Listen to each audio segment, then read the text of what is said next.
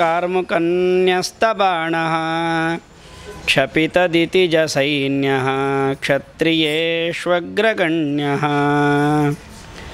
ಜಲಧಿರಚಿತಸೇತುಃ ಜಾನಕೀತೋಷಹೇತುಃ ಪಥಿ ಪಥಿ ಗುಣಸಾಂದ್ರಃ ಪಾತು ಮಾಂ ರಾಮಚಂದ್ರಃ ಆಪಾದಮೌಲಿಪರ್ಯಂತಂ ಗುರುಣಾಮಾಕೃತಿಂ ಸ್ಮರೇತ್ ತೇನ ವಿಘ್ನಾಃ ಪ್ರಣಶ್ಯಂತಿ ಸಿದ್ಧ್ಯಂತಿ ಚ ಮನೋರಥಾಃ ಜನ್ಮಾದ್ಯಸ್ಯ ಯತೋನ್ಮಯಾದಿತರತಶ್ಚಾರ್ಥೇಷ್ವಭಿಜ್ಞಸ್ವರಾಟ್ ತೇನೇ ಬ್ರಹ್ಮಹೃದಾಯ ಆದಿಕವಯೇ ಮುಹ್ಯಂತಿ ಯಂ ಸೂರಯಃ ತೇಜೋ ವಾರಿಮೃದಾಂ ಯಥಾ ವಿನಿಮಯೋ ಯತ್ರ ತ್ರಿಸರ್ಗೋ ಮೃಷಾ ಧಾಮ್ನಾ ಸ್ವೇನ ಸದಾ ನಿರಸ್ತಕುಹಕಂ ಸತ್ಯಂ ಪರಂ ಧೀಮಹಿ. ಶ್ರೀ ಗುರುಭ್ಯೋ ನಮಃ. ಹರಿ ಓಂ.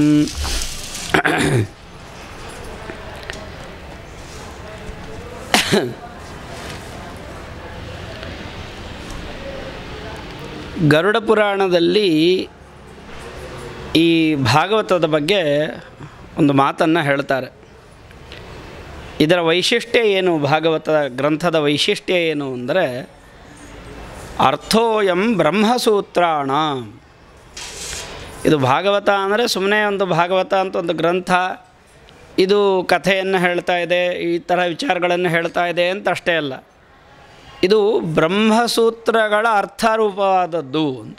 ಬ್ರಹ್ಮಸೂತ್ರಗಳಲ್ಲಿ ಹೇಳಿದ ವಿಷಯಗಳೇನಿದೆ ಅದನ್ನು ಹುಡುಕಿ ನೋಡಿದರೆ ಇದರಲ್ಲಿ ಎಲ್ಲ ಬ್ರಹ್ಮಸೂತ್ರಗಳ ಅರ್ಥ ಇಲ್ಲಿ ಸಿಗ್ತದೆ. ಅಷ್ಟೇ ಅಲ್ಲ, ಭಾರತಾರ್ಥ ವಿನಿರ್ಣಯ, ಮಹಾಭಾರತವನ್ನು ಏನು ಬರೆದಿದ್ದಾರೆ ಆ ಮಹಾಭಾರತಕ್ಕೆ ಒಂದು ಅರ್ಥದ ನಿರ್ಣಯವನ್ನು ವೇದವ್ಯಾಸದೇವರು ಇಲ್ಲಿ ಕೊಟ್ಟಿದ್ದಾರೆ. ಅದು ಹೇಗೆ ಕೊಟ್ಟಿದ್ದಾರೆ ಅನ್ನೋದನ್ನು ಮಧ್ವಾಚಾರ್ಯರು ಮಹಾಭಾರತ ತಾತ್ಪರ್ಯ ನಿರ್ಣಯ ಗ್ರಂಥದಲ್ಲಿ ತೋರಿಸಿಕೊಡ್ತಾರೆ. ಅಷ್ಟೇ ಅಲ್ಲ, ಗಾಯತ್ರಿ ಭಾಷ್ಯರೂಪೋಸೌ. ಗಾಯತ್ರಿ ಮಂತ್ರ ಏನಿದೆ, ಗಾಯತ್ರಿ ರೂಪ ಭಗವಂತನದ್ದು, ಆ ಗಾಯತ್ರಿ ಮಂತ್ರದ ಭಾಷ್ಯ, ಅದರ ವ್ಯಾಖ್ಯಾನ ರೂಪವಾದದ್ದು ಕೂಡ ಈ ಭಾಗವತವಾಗಿದೆ. ವೇದಾರ್ಥ ಪರಿಬೃಂಹಿತ, 4 ವೇದಗಳ ಅರ್ಥವನ್ನು ಚೆನ್ನಾಗಿ ತನ್ನಲ್ಲಿ ತುಂಬಿಸಿಕೊಂಡಿರುವಂತಹದ್ದು ಈ ಗ್ರಂಥ. ಪುರಾಣಾನಾಂ ಸಾರರೂಪ, ಬೇರೆ ಎಲ್ಲ ಪುರಾಣಗಳ ಸಾರರೂಪವಾದಂತಹದ್ದು ಈ ಭಾಗವತ. ಅಷ್ಟೇ ಅಲ್ಲದೆ ಸಾಕ್ಷಾತ್ ಭಗವತಾ ಉದಿತಃ, ಸಾಕ್ಷಾತ್ ಪರಮಾತ್ಮ, ವೇದವ್ಯಾಸರೂಪಿ ಪರಮಾತ್ಮ ಹೇಳಿದಂತಹ ಗ್ರಂಥ ಇದು. 12 ಸ್ಕಂಧ ಸಂಯುಕ್ತ ಶತವಿಚ್ಛೇದ ಸಂಯುತ, 12 ಸ್ಕಂಧಗಳಿದೆ. ಶತವಿಚ್ಛೇದ ಸಂಯುತ ಅಂತ 100 ಕಡೆ ವಿಚ್ಛೇದ ಆಗಿದೆ ಅಂತ. ಒಮ್ಮೆ ಹೇಳಲಿಕ್ಕೆ ಶುರು ಮಾಡಿದರೆ ಮಧ್ಯ ಒಂದು ಕಡೆ ನಿಲ್ಲಿಸೋದು, ಮತ್ತೆ ಶುರು ಮಾಡೋದು, ನಿಲ್ಲಿಸೋದು, ಈ ರೀತಿ 100 ಕಡೆ ಇದರ ವಿಚ್ಛೇದ ಆಗಿದೆ. ಇನ್ನು ಗ್ರಂಥೋ 18,000 18,000 ಶ್ಲೋಕಾತ್ಮಕವಾದಂತಹದ್ದು ಭಾಗವತ. ಶ್ರೀಮದ್ಭಾಗವತಾಭಿಧ ಅಂತ ಇದು ಶ್ರೀಮದ್ಭಾಗವತ ಅನ್ನುವಂತಹ ಹೆಸರಿನ ಈ ಗ್ರಂಥ ಇದು ಅಂತ ಗರುಡ ಪುರಾಣದಲ್ಲಿ ಭಾಗವತದ ಒಂದು ಮಹಿಮೆಯನ್ನು ಹೇಳ್ತಾ ಇದ್ದಾರೆ. ಇದು ಬರೀ ಭಾಗವತ ಅಲ್ಲ, ಸಂಪೂರ್ಣ ಪುರಾಣಗಳ ಸಾರ, ಬ್ರಹ್ಮಸೂತ್ರಗಳ ಒಂದು ಅರ್ಥ ಇದು. ಎಲ್ಲವೂ ಇದರಲ್ಲಿ ಸೇರಿಕೊಂಡಿದೆ, ಎಲ್ಲ ವೇದಾರ್ಥಗಳು ಇದರಲ್ಲಿ ತುಂಬಿಕೊಂಡಿದೆ ಅಂತ ಒಂದು ಭಾಗವತದ ಮಹಿಮೆಯನ್ನು ಗರುಡ ಪುರಾಣದಲ್ಲಿ ತಿಳಿಸಿಕೊಡ್ತಾ ಇದ್ದಾರೆ. ಆ ಪ್ರಕಾರವಾಗಿ 8ನೇ ಅಧ್ಯಾಯದ ಕೊನೆಯಲ್ಲಿ ವಿದುರ ಕೇಳಿದ್ದ, ನನಗೆ ಎಲ್ಲ ವಿಧವಾದಂತಹ ಉಪದೇಶವನ್ನು ಮಾಡಬೇಕು ಅಂತ ಅನೇಕ ಪ್ರಶ್ನೆಗಳನ್ನು ಮಾಡಿದ್ದ. ಅನೇಕ ಪ್ರಶ್ನೆಗಳನ್ನು ಮಾಡಿದಾಗ ಅದರಲ್ಲಿ ಸೃಷ್ಟಿಯ ಬಗ್ಗೆ, ಕಾಲಗಳ ಪರಿಮಾಣಗಳ ಬಗ್ಗೆ ಮತ್ತು ಆ ಆಕಾರಗಳು ಎಲ್ಲೆಲ್ಲಿ ಯಾವ್ಯಾವ ಸ್ಥಾನಗಳು ಇದೆ ಇದೆಲ್ಲವನ್ನು ವಿಸ್ತಾರವಾಗಿ ಹೇಳಬೇಕು ಅಂತ ವಿದುರ ಪ್ರಶ್ನೆಯನ್ನು ಕೇಳಿದ್ದ. ಅದಕ್ಕೆ ಉತ್ತರವಾಗಿ ಮೈತ್ರೇಯರು ಹೇಳ್ತಾ ಇದ್ದಾರೆ. ಮೈತ್ರೇಯರು ಹೇಳ್ತಾ ಇದ್ದಾರೆ, ಈ ಭಾಗವತ ಬಂದಂತಹ ಕ್ರಮ, ಭಾಗವತಾಗತಿ ಕ್ರಮ ಅದನ್ನು ಮೊದಲಿಗೆ ಹೇಳಿ ಅಲ್ಲಿಂದ ಸೃಷ್ಟಿಯಾದಿ ವಿಚಾರಗಳನ್ನು ಪ್ರಾರಂಭ ಮಾಡ್ತಾರೆ. ಯಾಕೆ ಅಂತ ಹೇಳಿದರೆ, ಭಾಗವತ ಯಾರ್ಯಾರಿಂದ ಬಂದು ಯಾರವರೆಗೂ ಈಗ ಬಂದಿದೆ ಅಂತ ಅದರ ಒಂದು ಆಗಮನ ಕ್ರಮವನ್ನು ನಿರೂಪಣೆ ಮಾಡ್ತಾರೆ ಪ್ರಾರಂಭದಲ್ಲಿ. ಅದರಲ್ಲಿ ಮೈತ್ರೇಯರು ಹೇಳಿಕೊಳ್ತಾರೆ, ಸೋಹಂ ನೃಣಾಂ ಕ್ಷುಲ್ಲಸುಖಾಯ ದುಃಖಂ ಮಹದ್ಗತಾನಾಂ ವಿರಮಾಯ ತುಭ್ಯಂ ಪ್ರವರ್ತಯೇ ಭಾಗವತಂ ಪುರಾಣಂ ಯದಾಹ ಸಾಕ್ಷಾತ್ ಭಗವಾನ್ ಋಷಿಭ್ಯ ಅಂತ. ನಾನು ನಿನಗೆ ಭಾಗವತವನ್ನು ಹೇಳ್ತೇನೆ. ಎಂತಹದ್ದು ಅದು ಅಂತಂದರೆ, ಜನ ಅಂದರೆ ನೃಣಾಂ ಅಂತ ಅಂದರೆ ಮನುಷ್ಯರು ಹೇಗಿದ್ದಾರೆ ಅಂದರೆ, ಕ್ಷುಲ್ಲಸುಖಾಯ ಮಹದ್ದುಃಖಂ ಗತಾನಾಂ ನೃಣಾಂ ಅಂತ ಹೇಳ್ತಾರೆ. ಸಣ್ಣ ಸುಖವನ್ನು ಪಡ್ಕೊಳ್ಳಿಕ್ಕೆ ಭಾರೀ ದುಃಖ ಪಡ್ತಾರೆ. ನಾವು ತುಂಬ ಕಷ್ಟಪಡ್ತೇವೆ. ಅಷ್ಟೆಲ್ಲ ಕಷ್ಟಪಟ್ಟದ್ದರ ಫಲ ಏನು ಅಂದರೆ ಒಂದೇ ಒಂದು ಸಣ್ಣ ಸುಖ. ಆ ಸಣ್ಣ ಸುಖಕ್ಕೋಸ್ಕರ ತುಂಬ ಕಷ್ಟಪಡ್ತೇವೆ. ಅದನ್ನು ಮೈತ್ರೇಯರು ಹೇಳ್ತಾ ಇದ್ದಾರೆ, ಜನರೆಲ್ಲ ಹೇಗಾಗಿದ್ದಾರೆ ಅಂದರೆ ಕ್ಷುಲ್ಲ ಸುಖಕ್ಕೋಸ್ಕರ ಭಾರೀ ದುಃಖವನ್ನು ಅವರು ಹೊಂದುತ್ತಾ ಇದ್ದಾರೆ. ಆ ದುಃಖ ನಿಲ್ಲಬೇಕು. ವಿರಮಾಯ, ಆ ದುಃಖದ ಒಂದು ಕೊನೆ ಆಗಬೇಕು. ಅದಕ್ಕೋಸ್ಕರ ನಿನಗೆ ನಾನು ಭಾಗವತ ಪುರಾಣವನ್ನು ಹೇಳ್ತಾ ಇದ್ದೇನೆ. ಎಂತಹದ್ದು ಇದು ಅಂದರೆ, ಯದಾಹ ಸಾಕ್ಷಾತ್ ಭಗವಾನ್ ಋಷಿಭ್ಯ ಅಂತ. ಇದು ಪುರಾಣವನ್ನು ಹಿಂದೆ ಯಾರಿಗೆ ಹೇಳಿದರು ಅಂತ ಹೇಳಿದ್ರೆ, ಶೇಷದೇವ ಅಂದರೆ ಸಂಕರ್ಷಣ ಪೂಜ್ಯನಾದ ಸಂಕರ್ಷಣ ಶೇಷದೇವ ಅವನು ಸನಕಾದಿ ಋಷಿಗಳಿಗೆ ಹೇಳಿದಂತಹದ್ದು ಇದು ಅಂತ. ಯಾಕೆ ಸನಕಾದಿ ಋಷಿಗಳಿಗೆ ಹೇಳಬೇಕಾಗಿ ಬಂತು ಅಂದರೆ, ಸನಕಾದಿ ಋಷಿಗಳೆಲ್ಲ ಬಂದು ಕೇಳಿಕೊಳ್ತಾರಂತೆ ಆ ಪರಮ ಶೇಷದೇವನನ್ನು. ಎಲ್ಲಿದ್ದ ಶೇಷದೇವ? ಆಸೀನಮುರ್ವ್ಯಾಂ ಭಗವಂತಮಾದ್ಯಂ ಸಂಕರ್ಷಣಂ ದೇವಮಕುಂಠಸತ್ವಂ ವಿವಿತ್ಸವಸ್ತತ್ವಮತಃ ಪರಸ್ಯ ಕುಮಾರಮುಖ್ಯ ಮುನಯೋನ್ವ ಪೃಚ್ಛನ್. ಕುಮಾರಮುಖ್ಯ ಮುನಯ ಅಂದರೆ ಸನತ್ಕುಮಾರಾದಿಗಳು ಮುನಿಗಳು ಅವರೆಲ್ಲ ಬಂದಿದ್ದಾರಂತೆ, ಶೇಷದೇವನನ್ನು ಹುಡುಕಿಕೊಂಡು ಬಂದಿದ್ದಾರಂತೆ. ಎಲ್ಲಿದ್ದಾರೆ ಅಂದರೆ ಪಾತಾಳ ಲೋಕದಲ್ಲಿ ಅವರಿದ್ದಾರಂತೆ. ಯಾಕೆ? ಇಡೀ ಭೂಮಿಯನ್ನು ಧಾರಣೆ ಮಾಡಬೇಕು. 14 ಲೋಕಗಳಲ್ಲಿ ಕೆಳಗೆ ಬರುವಂತಹದ್ದು ಪಾತಾಳಾದಿ ಲೋಕಗಳು. ಅಲ್ಲಿ ಶೇಷದೇವ ತಾನು ಭೂಮಿಯನ್ನು ಧಾರಣೆ ಮಾಡಿಕೊಂಡು ಇದ್ದಾನಂತೆ. ಆ ರೀತಿಯಾಗಿ ಅಲ್ಲಿ ಇದ್ದಂತಹ ಸಂಕರ್ಷಣನನ್ನು ತತ್ವಂ ವಿವಿತ್ಸವ, ತತ್ವವನ್ನು ತಿಳಿದುಕೊಳ್ಳುವಂತಹ ಇಚ್ಛೆಯಿಂದ ಅವರೆಲ್ಲ ಬಂದಿದ್ದಾರಂತೆ. ಬಂದು ಆ ಶೇಷದೇವರನ್ನು ನೋಡಿದ್ದಾರೆ. ಸ್ವಮೇವ ದೃಷ್ಟ್ಯಂ ಬಹುಮಾನಯಂತಂ. ಹೇಗಿದ್ದಾನೆ ಶೇಷದೇವ ಅಂತ ಹೇಳಿದರೆ, ತನಗೆ ತಾನೇ ಆಶ್ರಯನಾಗಿದ್ದಾನೆ. ಇಲ್ಲಿ ಶೇಷದೇವ ಅನ್ನೋದಕ್ಕೆ ಒಳಗಿರುವಂತಹ ಸಂಕರ್ಷಣ ರೂಪಿ ಪರಮಾತ್ಮ ಇದ್ದೇ ಇದ್ದಾನೆ ಎನ್ನುವುದನ್ನು ನಾವು ಮರಿಬಾರ್ದು. ಅದನ್ನು ಹೇಳ್ತಾ ಅವರೆಲ್ಲ ಪ್ರಾರ್ಥನೆ ಮಾಡಿಕೊಂಡಾಗ ಕೊನೆಗೆ ಕಣ್ಣು ಮುಚ್ಚಿ ಧ್ಯಾನಕ್ಕೆ ಕುಳಿತಂತಹ ಶೇಷದೇವ ಸನಕಾದಿ ಋಷಿಗಳ ಪ್ರಾರ್ಥನೆಗೆ ಕಣ್ಣು ತೆರೆದಿದ್ದಾನಂತೆ. ಕಣ್ಣು ತೆರೆದು ಅವರೆಲ್ಲ ಪ್ರಾರ್ಥನೆ ಮಾಡಿಕೊಳ್ತಾ ಇದ್ದಾರೆ, ನಮಗೆ ನೀವೆಲ್ಲ ಉಪದೇಶ ಮಾಡಬೇಕು ಅಂತ ಕೇಳಿಕೊಂಡಾಗ ಅದು ಬಂದಂತಹ ಕ್ರಮವನ್ನು ಮುಂದೆ ತಿಳಿಸ್ತಾ ಇದ್ದಾರೆ ಮೈತ್ರೇಯರು. ಹೀಗೆಲ್ಲ ಸನಕಾದಿಗಳು ಕೇಳಿಕೊಂಡಾಗ ಸಂಕರ್ಷಣ ಅಂದರೆ ಶೇಷದೇವ ಅವರಿಗೆ ಉಪದೇಶವನ್ನು ಮಾಡಿದ್ದಾನಂತೆ. ಪ್ರೋಕ್ತಂ ಕಿಲೈತದ್ ಭಗವತ್ತಮೇನ ನಿವೃತ್ತಧರ್ಮಾಭಿರತಾಯತೇನ ಸನತ್ಕುಮಾರಾಯ ಸಚಾಹ ಪೃಷ್ಟ ಸಾಂಖ್ಯಾಯನಾಯಾಂಗ ಧೃತವ್ರತಾಯ. ಮೊಟ್ಟ ಮೊದಲನೆಯದ್ದಾಗಿ ಇದನ್ನು ಶೇಷದೇವ ಸನತ್ಕುಮಾರರಿಗೆ ಉಪದೇಶವನ್ನು ಮಾಡಿದ್ದಾನಂತೆ. ಆ ಸನತ್ಕುಮಾರರು ಕೂಡ ಸನತ್ಕುಮಾರರ ಹತ್ರ ಸಾಂಖ್ಯಾಯನ ಋಷಿಗಳು ಬಂದು ಕೇಳಿಕೊಂಡಾಗ ಸನತ್ಕುಮಾರರು ಸಾಂಖ್ಯಾಯನ ಋಷಿಗಳಿಗೆ ಉಪದೇಶವನ್ನು ಮಾಡಿದ್ದಾರಂತೆ. ಸಾಂಖ್ಯಾಯನ ಪಾರಮಹಂಸ ಮುಖ್ಯ. ಅವರೂ ಕೂಡ ಸಾಂಖ್ಯಾಯನರ ಹತ್ರ ಯಾರು ಬಂದಿದ್ದಾರೆ ಅಂದರೆ ಇಬ್ಬರು ಬಂದಿದ್ದಾರಂತೆ. ಜಗಾದಸೋಸ್ಮದ್ ಗುರವೇನ್ವಿತಾಯ ಪರಾಶರಾಯ ಅಥ ಬೃಹಸ್ಪತೇಶ್ಚ. ಆ ಸಾಂಖ್ಯಾಯನರು ಮತ್ತಾರಿಗೂ ಉಪದೇಶ ಮಾಡಿದರು ಅಂತ ಹೇಳಿದರೆ ಅಸ್ಮದ್ಗುರವೇ. ಯಾರು ಹೇಳ್ತಾ ಇರೋದು ಮೈತ್ರೇಯರು ನಮ್ಮ ಗುರುಗಳಾದಂತಹ ಪರಾಶರರು. ಆ ಪರಾಶರರು ಮತ್ತು ಬೃಹಸ್ಪತಿ ಇಬ್ಬರೂ ಒಟ್ಟಿಗೆ ಬಂದು ಸಾಂಖ್ಯಾಯನರಲ್ಲಿ ಕೇಳಿಕೊಂಡಾಗ ಸಾಂಖ್ಯಾಯನರು ಇವರಿಗೆ ಉಪದೇಶ ಮಾಡಿದ್ದಾರೆ. ಪರಾಶರರು ಮತ್ತು ಬೃಹಸ್ಪತಿಗೆ ಅದನ್ನು ಉಪದೇಶ ಮಾಡಿದ್ದಾರೆ. ಅಲ್ಲಿಗೆ ಶೇಷದೇವನಿಂದ ಸನತ್ಕುಮಾರರಿಗೆ, ಸನತ್ಕುಮಾರರಿಂದ ಸಾಂಖ್ಯಾಯನರಿಗೆ, ಸಾಂಖ್ಯಾಯನರಿಂದ ಪರಾಶರ ಮತ್ತು ಬೃಹಸ್ಪತಿಗೆ. ಆ ಪರಾಶರರು ನನಗೆ ಹೇಳಿದರು, ಪ್ರೋವಾಚ ಮಹ್ಯಂ ಸ ದಯಾಲುರುಕ್ತಃ ಮುನಿಪುಲಸ್ತ್ಯೇನ ಪುರಾಣ ಮಾಧ್ಯಂ. ಆ ಪರಾಶರರು ಪುಲಸ್ತ್ಯ ಋಷಿಗಳಿಂದ ಹೇಳಲ್ಪಟ್ಟವರು. ಪುಲಸ್ತ್ಯರು ಹೇಳಿದ್ರಂತೆ, ನಿಮಗೆ ಒಂದು ಪರಾಶರರಿಗೆ ಹೇಳ್ತಾ ಇದ್ದಾರೆ, ನೀವು ಮುಂದೆ ದೊಡ್ಡ ಸಾಧಕರಾಗಲಿಕ್ಕೆ ಇದೆ, ನಿಮ್ಮ ಒಂದು ಪಾಪಗಳೆಲ್ಲ ಸ್ವಲ್ಪ ಇದ್ದದ್ದು ಕಳೆದು ಹೋಗಬೇಕು ಅಂದರೆ ನೀವು ಭಾಗವತವನ್ನು ಉಪದೇಶ ಮಾಡಬೇಕು ಅಂತ ಹೇಳಿದ್ದಾರಂತೆ.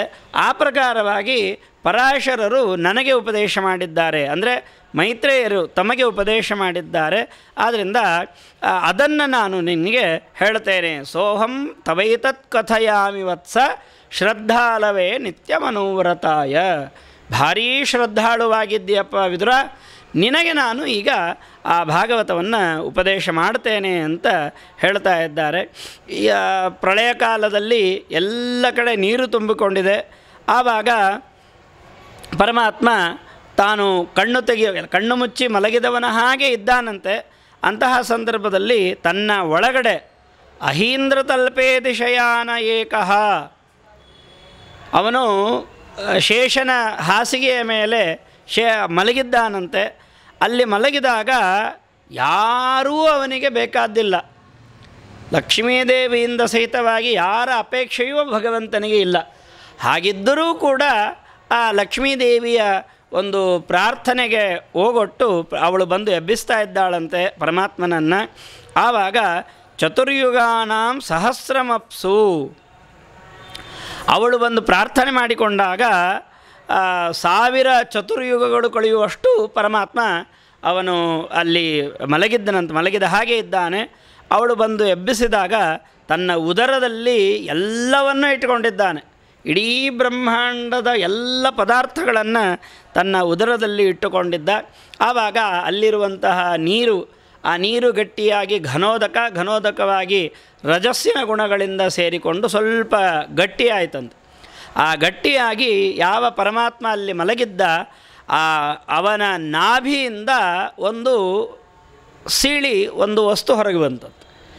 ನಾಭಿದೇಶಾತ್ ಅಭಿದ್ಯತ ಗುಣೇನ ಕಾಲಾನುಗತೇನ ಬಿದ್ಧ. ಭಗವಂತನ ನಾಭಿಯಿಂದ ಒಂದು ಸೀಳಿ ಒಂದು ವಸ್ತು ಹೊರಗೆ ಬಂತಂತೆ. ಅದೇನದು ಅಂದರೆ ಸಹ ಪದ್ಮಕೋಶ ಸಹಸೋದ ತಿಷ್ಠತ್. ಭಗವಂತನ ನಾಭಿಯಿಂದ ಒಂದು ಪದ್ಮದ ಕೋಶ ಅಂದರೆ ಅದರ ಕೆಳಗಿನ ದಂಟು, ಅದು ಮೊದಲು ಬಂದು ಆಮೇಲೆ ಅದು ಅರಳುತ್ತಾ ಇದೆಯಂತೆ. ಹೇಗಿದೆ ಅದು ಅಂದರೆ ಸಲಿಲಂ ವಿಶಾಲಂ ವಿದ್ಯೋತಯನ್. ಹೇಗೆ ಸೂರ್ಯ ಇಡೀ ಬ್ರಹ್ಮಾಂಡವನ್ನು ಬೆಳಕುತ್ತಾನೋ ಹಾಗೆ ಬಂದಂತಹ ಆ ನಾಭಿಯಿಂದ ಬಂದಂತಹ ಕಮಲ ಇಡೀ ಸುತ್ತಲೆಲ್ಲ ಬರೀ ನೀರೇ ಇದೆ, ಬೇರೆ ಏನೂ ಇಲ್ಲ. ಎಲ್ಲ ಕಡೆ ಇರುವ ನೀರನ್ನು ಬೆಳಗುತ್ತಾ ಇದೆಯಂತೆ ಆ ಕಮಲದಲ್ಲಿ ಪರಮಾತ್ಮ ತಾನು ಪ್ರವೇಶ ಮಾಡಿದ್ದಾನಂತೆ. ಯಾಕೆ ಅಂದರೆ ಅಲ್ಲಿ ಮುಂದೆ ಬ್ರಹ್ಮದೇವರ ಉತ್ಪತ್ತಿ ಆಗಬೇಕು. ಬ್ರಹ್ಮದೇವರ ಉತ್ಪತ್ತಿ ಆಗಬೇಕು ಅಂದರೆ ಹಾಗೇ ಒಂದು ಕಮಲದಿಂದ ಬ್ರಹ್ಮದೇವರು ಬರಲಿಕ್ಕೆ ಸಾಧ್ಯ ಇಲ್ಲ. ಆ ಕಮಲದ ಒಳಗಡೆ ಭಗವಂತ ಪ್ರವೇಶ ಮಾಡಿದ್ದಾನಂತೆ. ಪ್ರವೇಶ ಮಾಡಿದಾಗ ಅಲ್ಲಿ ವೇದಮಯ ವೇದ ಪ್ರತಿಪಾದ್ಯರಾದ ವೇದ ಸ್ವರೂಪಿಯಾದಂತಹ ಬ್ರಹ್ಮದೇವರು ಅಲ್ಲಿ ಹುಟ್ಟಿದ್ದಾರಂತೆ. ಹುಟ್ಟುತ್ತಾನೆ ಅವರಿಗೆ ಸ್ವಯಂಭುವ ಅಂತ ಹೆಸರು, ಸ್ವಯಂಭೂ ಅಂತ ಹೆಸರು ಅವರಿಗೆ. ಸ್ವಯಂಭುವಂ ಯಂ ಪ್ರವದಂತಿ ಸೋಭೂತ್. ಯಾರನ್ನು ಸ್ವಯಂಭೂ ಅಂತ ಕರೀತಾರೋ ಲೋಕದಲ್ಲಿ ಅವರು ಹುಟ್ಟಿದರು ಅಂತ. ಯಾರನ್ನು ಸ್ವಯಂಭೂ ಅಂತ ಕರೀತಾರೆ? ಬ್ರಹ್ಮದೇವರನ್ನು. ಬ್ರಹ್ಮದೇವರು ಸ್ವಯಂಭೂ ಅಂದರೆ ಏನು? ಸ್ವಯಂ ಹುಟ್ಟಿದವರು ಅಂತ. ಸ್ವಯಂ ಹುಟ್ಟಿದವರು ಅಂದರೆ ತಾವೇ ಹುಟ್ಟಿದರು ಅಂದರೆ ಅವರಿಗೆ ಯಾರೂ ಜನಕರು ಇಲ್ಲ, ಸ್ವತಃ ಹುಟ್ಟಿದವರು ಅಂತ. ಬ್ರಹ್ಮದೇವರು ಸ್ವತಃ ಹುಟ್ಟಿದರು ಅಂತ ಹೇಳಿದರೆ ಈಗ ಹೇಳಿದ್ದಕ್ಕೆ ವಿರುದ್ಧ ಆಗುತ್ತೆ. ಅವರು ಸ್ವತಃ ಹುಟ್ಟಲಿಲ್ಲ, ಕಮಲದಿಂದ ಅವರು ಹೊರಗೆ ಬಂದದ್ದು. ಆದ್ದರಿಂದ ಸ್ವಯಂಭೂ ಅನ್ನೋ ಶಬ್ದಕ್ಕೆ ಅರ್ಥ ಏನು ಅಂತ ಹೇಳಿದ್ರೆ, ಸ್ವಯಂ ಅನ್ನೋದಕ್ಕೆ ಭಗವಂತ ಅಂತ ಅರ್ಥ. ಸ್ವತಂತ್ರನಾದವನೇ ಸ್ವಯಂ. ಸ್ವಯಂ ಅಂದರೆ ಸ್ವತಂತ್ರ. ಸ್ವತಂತ್ರ ಯಾರು? ಪರಮಾತ್ಮ. ಆ ಪರಮಾತ್ಮನಿಂದ ಹುಟ್ಟಿ ಬಂದವರು. ಆದ್ದರಿಂದ ಆ ಬ್ರಹ್ಮದೇವರಿಗೆ ಸ್ವಯಂಭೂ ಅಂತ ಕರೆದಿದ್ದಾರೆ. ಆ ಸ್ವಯಂಭುವಾದಂತಹ ಬ್ರಹ್ಮದೇವರು ಆ ಕಮಲದ ದಳಗಳ ಮಧ್ಯದಲ್ಲಿ ಕೂತುಕೊಂಡು ಸುತ್ತ ತಿರುಗಿ ನೋಡ್ತಾ ಇದ್ದಾರಂತೆ. ಲೋಕಂ ಅಪಶ್ಯಮಾನಃ, ಏನೂ ಕಾಣ್ತಾ ಇಲ್ಲ ಸುತ್ತಮುತ್ತ. ಆವಾಗ ಅವರು ವಿಚಾರ ಮಾಡ್ತಾ ಇದ್ದಾರಂತೆ. ಕೂತಲ್ಲೇ ತಮ್ಮ ಇಡೀ ಶರೀರವನ್ನು ಒಮ್ಮೆ ಸುತ್ತಾಕಿದ್ರಂತೆ. ಎಲ್ಲ ಕಡೆ ಸುತ್ತಲೂ ನೋಡಿದ್ರಂತೆ. ಎಲ್ಲಿ ನೋಡಿದರೂ ಕೂಡ ಏನೂ ಕಾಣಿಸ್ತಾ ಇಲ್ಲ. ವೃತ್ತನೇತ್ರ, ಇಡೀ ಮುಖವನ್ನು ತಿರುಗಿಸಿ ಕಣ್ಣು ತಿರುಗಿಸಿ ಎಲ್ಲಿ ನೋಡಿದ್ರಂತೆ, ಎಲ್ಲೂ ಕಾಣಿಸ್ತಾ ಇಲ್ಲ. ಇದು ಏನಾಗ್ತದೆ ಅಂದರೆ, ನಮ್ಮ ಶಿಖೆಯನ್ನು ನಾವು ನೋಡ್ಕೋಬೇಕಾಗಿದೆ. ಅದಕ್ಕೋಸ್ಕರ ಎಷ್ಟು ಸಾರಿ ನಾವು ತಿರುಗಿದ್ರೂ ನಮ್ಮ ಶಿಖೆ ನಮಗೆ ಕಾಣೋದೇ ಇಲ್ಲ, ನಮ್ಮ ಹಿಂದೆ ಇದೆ. ನಮ್ಮ ಹಿಂಭಾಗವನ್ನು ನೋಡ್ಕೊಳ್ಬೇಕು ಅಂತ ಎಷ್ಟು ಕಡೆ ಎಷ್ಟು ಸಾರಿ ತಿರುಗಿದ್ರೂ ಅದು ನಮ್ಗೆ ಕಾಣಿಸೋದಿಲ್ಲ. ಹಾಗಾದರೆ ಅದು ಕಾಣಿಸಬೇಕಾದ್ರೆ ಏನು ಮಾಡಬೇಕು ಅಂದರೆ, ಅಲ್ಲೊಂದು ಮುಖ ಬರಬೇಕು, ಹಿಂದೊಂದು ಮುಖ ಬೇಕು. ಹಾಗಾಗಿ ಬ್ರಹ್ಮದೇವರು 4 ದಿಕ್ಕಿನಲ್ಲಿ ತಿರುಗಿ ನೋಡಿದರೂ ಏನೂ ಕಾಣಿಸ್ಲಿಲ್ಲ ಅಂತ. ಅದಕ್ಕವರು 4 ಹೀಗೆ ತಿರುಗಿದಾಗ ಅಲ್ಲೇನೋ ಒಂದು ಇದ್ದಿರ್ಬೋದು, ಹೀಗೆ ತಿರುಗಿದಾಗ ಇಲ್ಲಿರ್ಬೋದು. ಹಾಗಾಗಿ ನನ್ನ ಕಣ್ಣಿಗೆ ಕಾಣದೆ ಆ ವಸ್ತು ಹೋಗಲೇಬಾರ್ದು ಅಂತ ವಿಚಾರ ಮಾಡಿ 4 ಮುಖಗಳನ್ನು ಪಡ್ಕೊಂಡ್ರಂತೆ. ಚತ್ವಾರಿ ಭೇಜೆ ಅನುದಿಶಂ ಮುಖಾನಿ, 4 ದಿಕ್ಕುಗಳಿಗೆ 4 ಮುಖ. ಹಾಗಾದರೆ ನನಗೆ ಕಾಣದೇ ಇರೋ ವಸ್ತು ಇರಲೇಬಾರ್ದು, ಎಲ್ಲಿದ್ದರೂ ಅದು ಕಾಣಿಸಲೇಬೇಕು ಅಂತ 4 ದಿಕ್ಕುಗಳಿಗೆ 4 ಮುಖಗಳನ್ನು ಪಡ್ಕೊಂಡಿದ್ದಾರಂತೆ. ಚತುರ್ಮುಖರಾಗಿದ್ದಾರೆ. ಇಷ್ಟೆಲ್ಲ ಆದರೂ ಕೂಡ ಯಾವ ಪದಾರ್ಥವೂ ಕಾಣ್ತಾ ಇಲ್ಲ, ಏನೂ ಕಾಣಿಸ್ತಾ ಇಲ್ಲ. ಅವರು ಬಹಳ ವಿಚಾರ ಮಾಡಿದ್ರಂತೆ. ಏನು ಮಾಡಿದರೂ ಏನೂ ಕಾಣಿಸ್ತಾ ಇಲ್ಲ ಅಂತ ಅಂದ್ಕೊಂಡು ಒಂದಿಷ್ಟು ಪ್ರಶ್ನೆಗಳನ್ನು ಮಾಡಿಕೊಂಡ್ರಂತೆ. ಕಯೇಶಯೋಸೌ, ಮೊಟ್ಟ ಮೊದಲನೇದಾಗಿ ಅವರಿಗೆ ಬಂದ ಪ್ರಶ್ನೆ, ನಾನು ಯಾರು? ಮತ್ತು ನಾನು ಯಾರು ಅಂತ ಪ್ರಶ್ನೆ. ಆಮೇಲೆ ಇದು ಕಮಲವಾಗಿ ಕಾಣ್ತಾ ಇದೆ, ಇದು ಏನು? ಇದು ಎಲ್ಲಿಂದ ಪ್ರಾರಂಭವಾಗಿದೆ? ಕಮಲದ ಮೂಲವೇ ಕಾಣಿಸ್ತಾ ಇಲ್ಲ, ಅದು ಎಲ್ಲಿಂದ ಪ್ರಾರಂಭವಾಗಿದೆ? ಇದರ ಕೆಳಗಡೆ ಇಲ್ಲೆಲ್ಲ ನೀರು ಕಾಣಿಸ್ತಾ ಇದೆ, ನೀರಿನ ಆ ಕಡೆಯ ದಡ ಏನೂ ಕಾಣಿಸ್ತಾ ಇಲ್ಲ.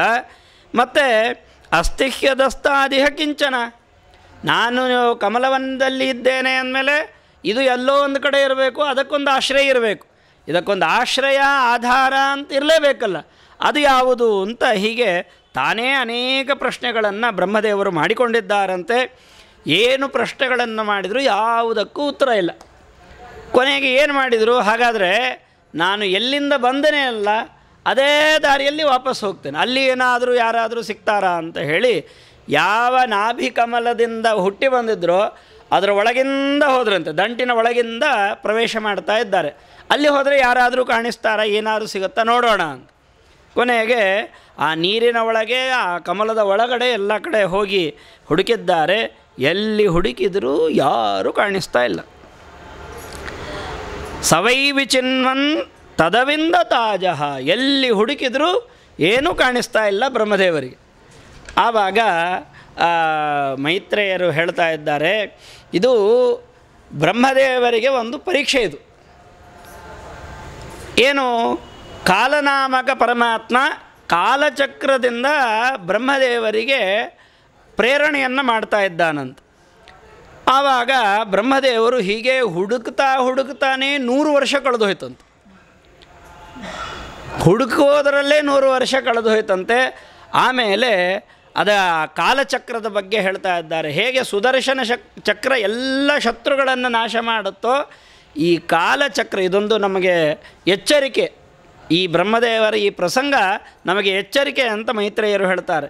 ಈ ಕಾಲಚಕ್ರ ಏನಿದೆ ಅದು ಯೋ ದೇಹಭಾಜಾಂ ಭಯಮೀರಯಾಣ ಪರೀಕ್ಷಿಣೋತಿ ಆಯುರಜಸ್ಯ ಹೇತಿ. ಅಜಸ್ಯ ಹೇತಿ ಅಂದರೆ ಭಗವಂತನ ಹೇತಿ ಅಂದರೆ ಸುದರ್ಶನ ಚಕ್ರ. ಸುದರ್ಶನ ಚಕ್ರ ಹೇಗೆ ಕ್ಷಣ ಮಾತ್ರದಲ್ಲಿ ಶತ್ರುಗಳನ್ನು ಸಂಹಾರ ಮಾಡುತ್ತೋ ಹಾಗೆ ಈ ಕಾಲಚಕ್ರ ಅನ್ನೋದೇನಿದೆಯಲ್ಲ ಎಲ್ಲರಿಗೂ ಭಯ ಉಂಟು ಮಾಡ್ತದೆ. ಯಾಕೆ? ಕಾಲ ಕಳೆದಂತೆ ಭಯ ಆಗ್ತದೆ.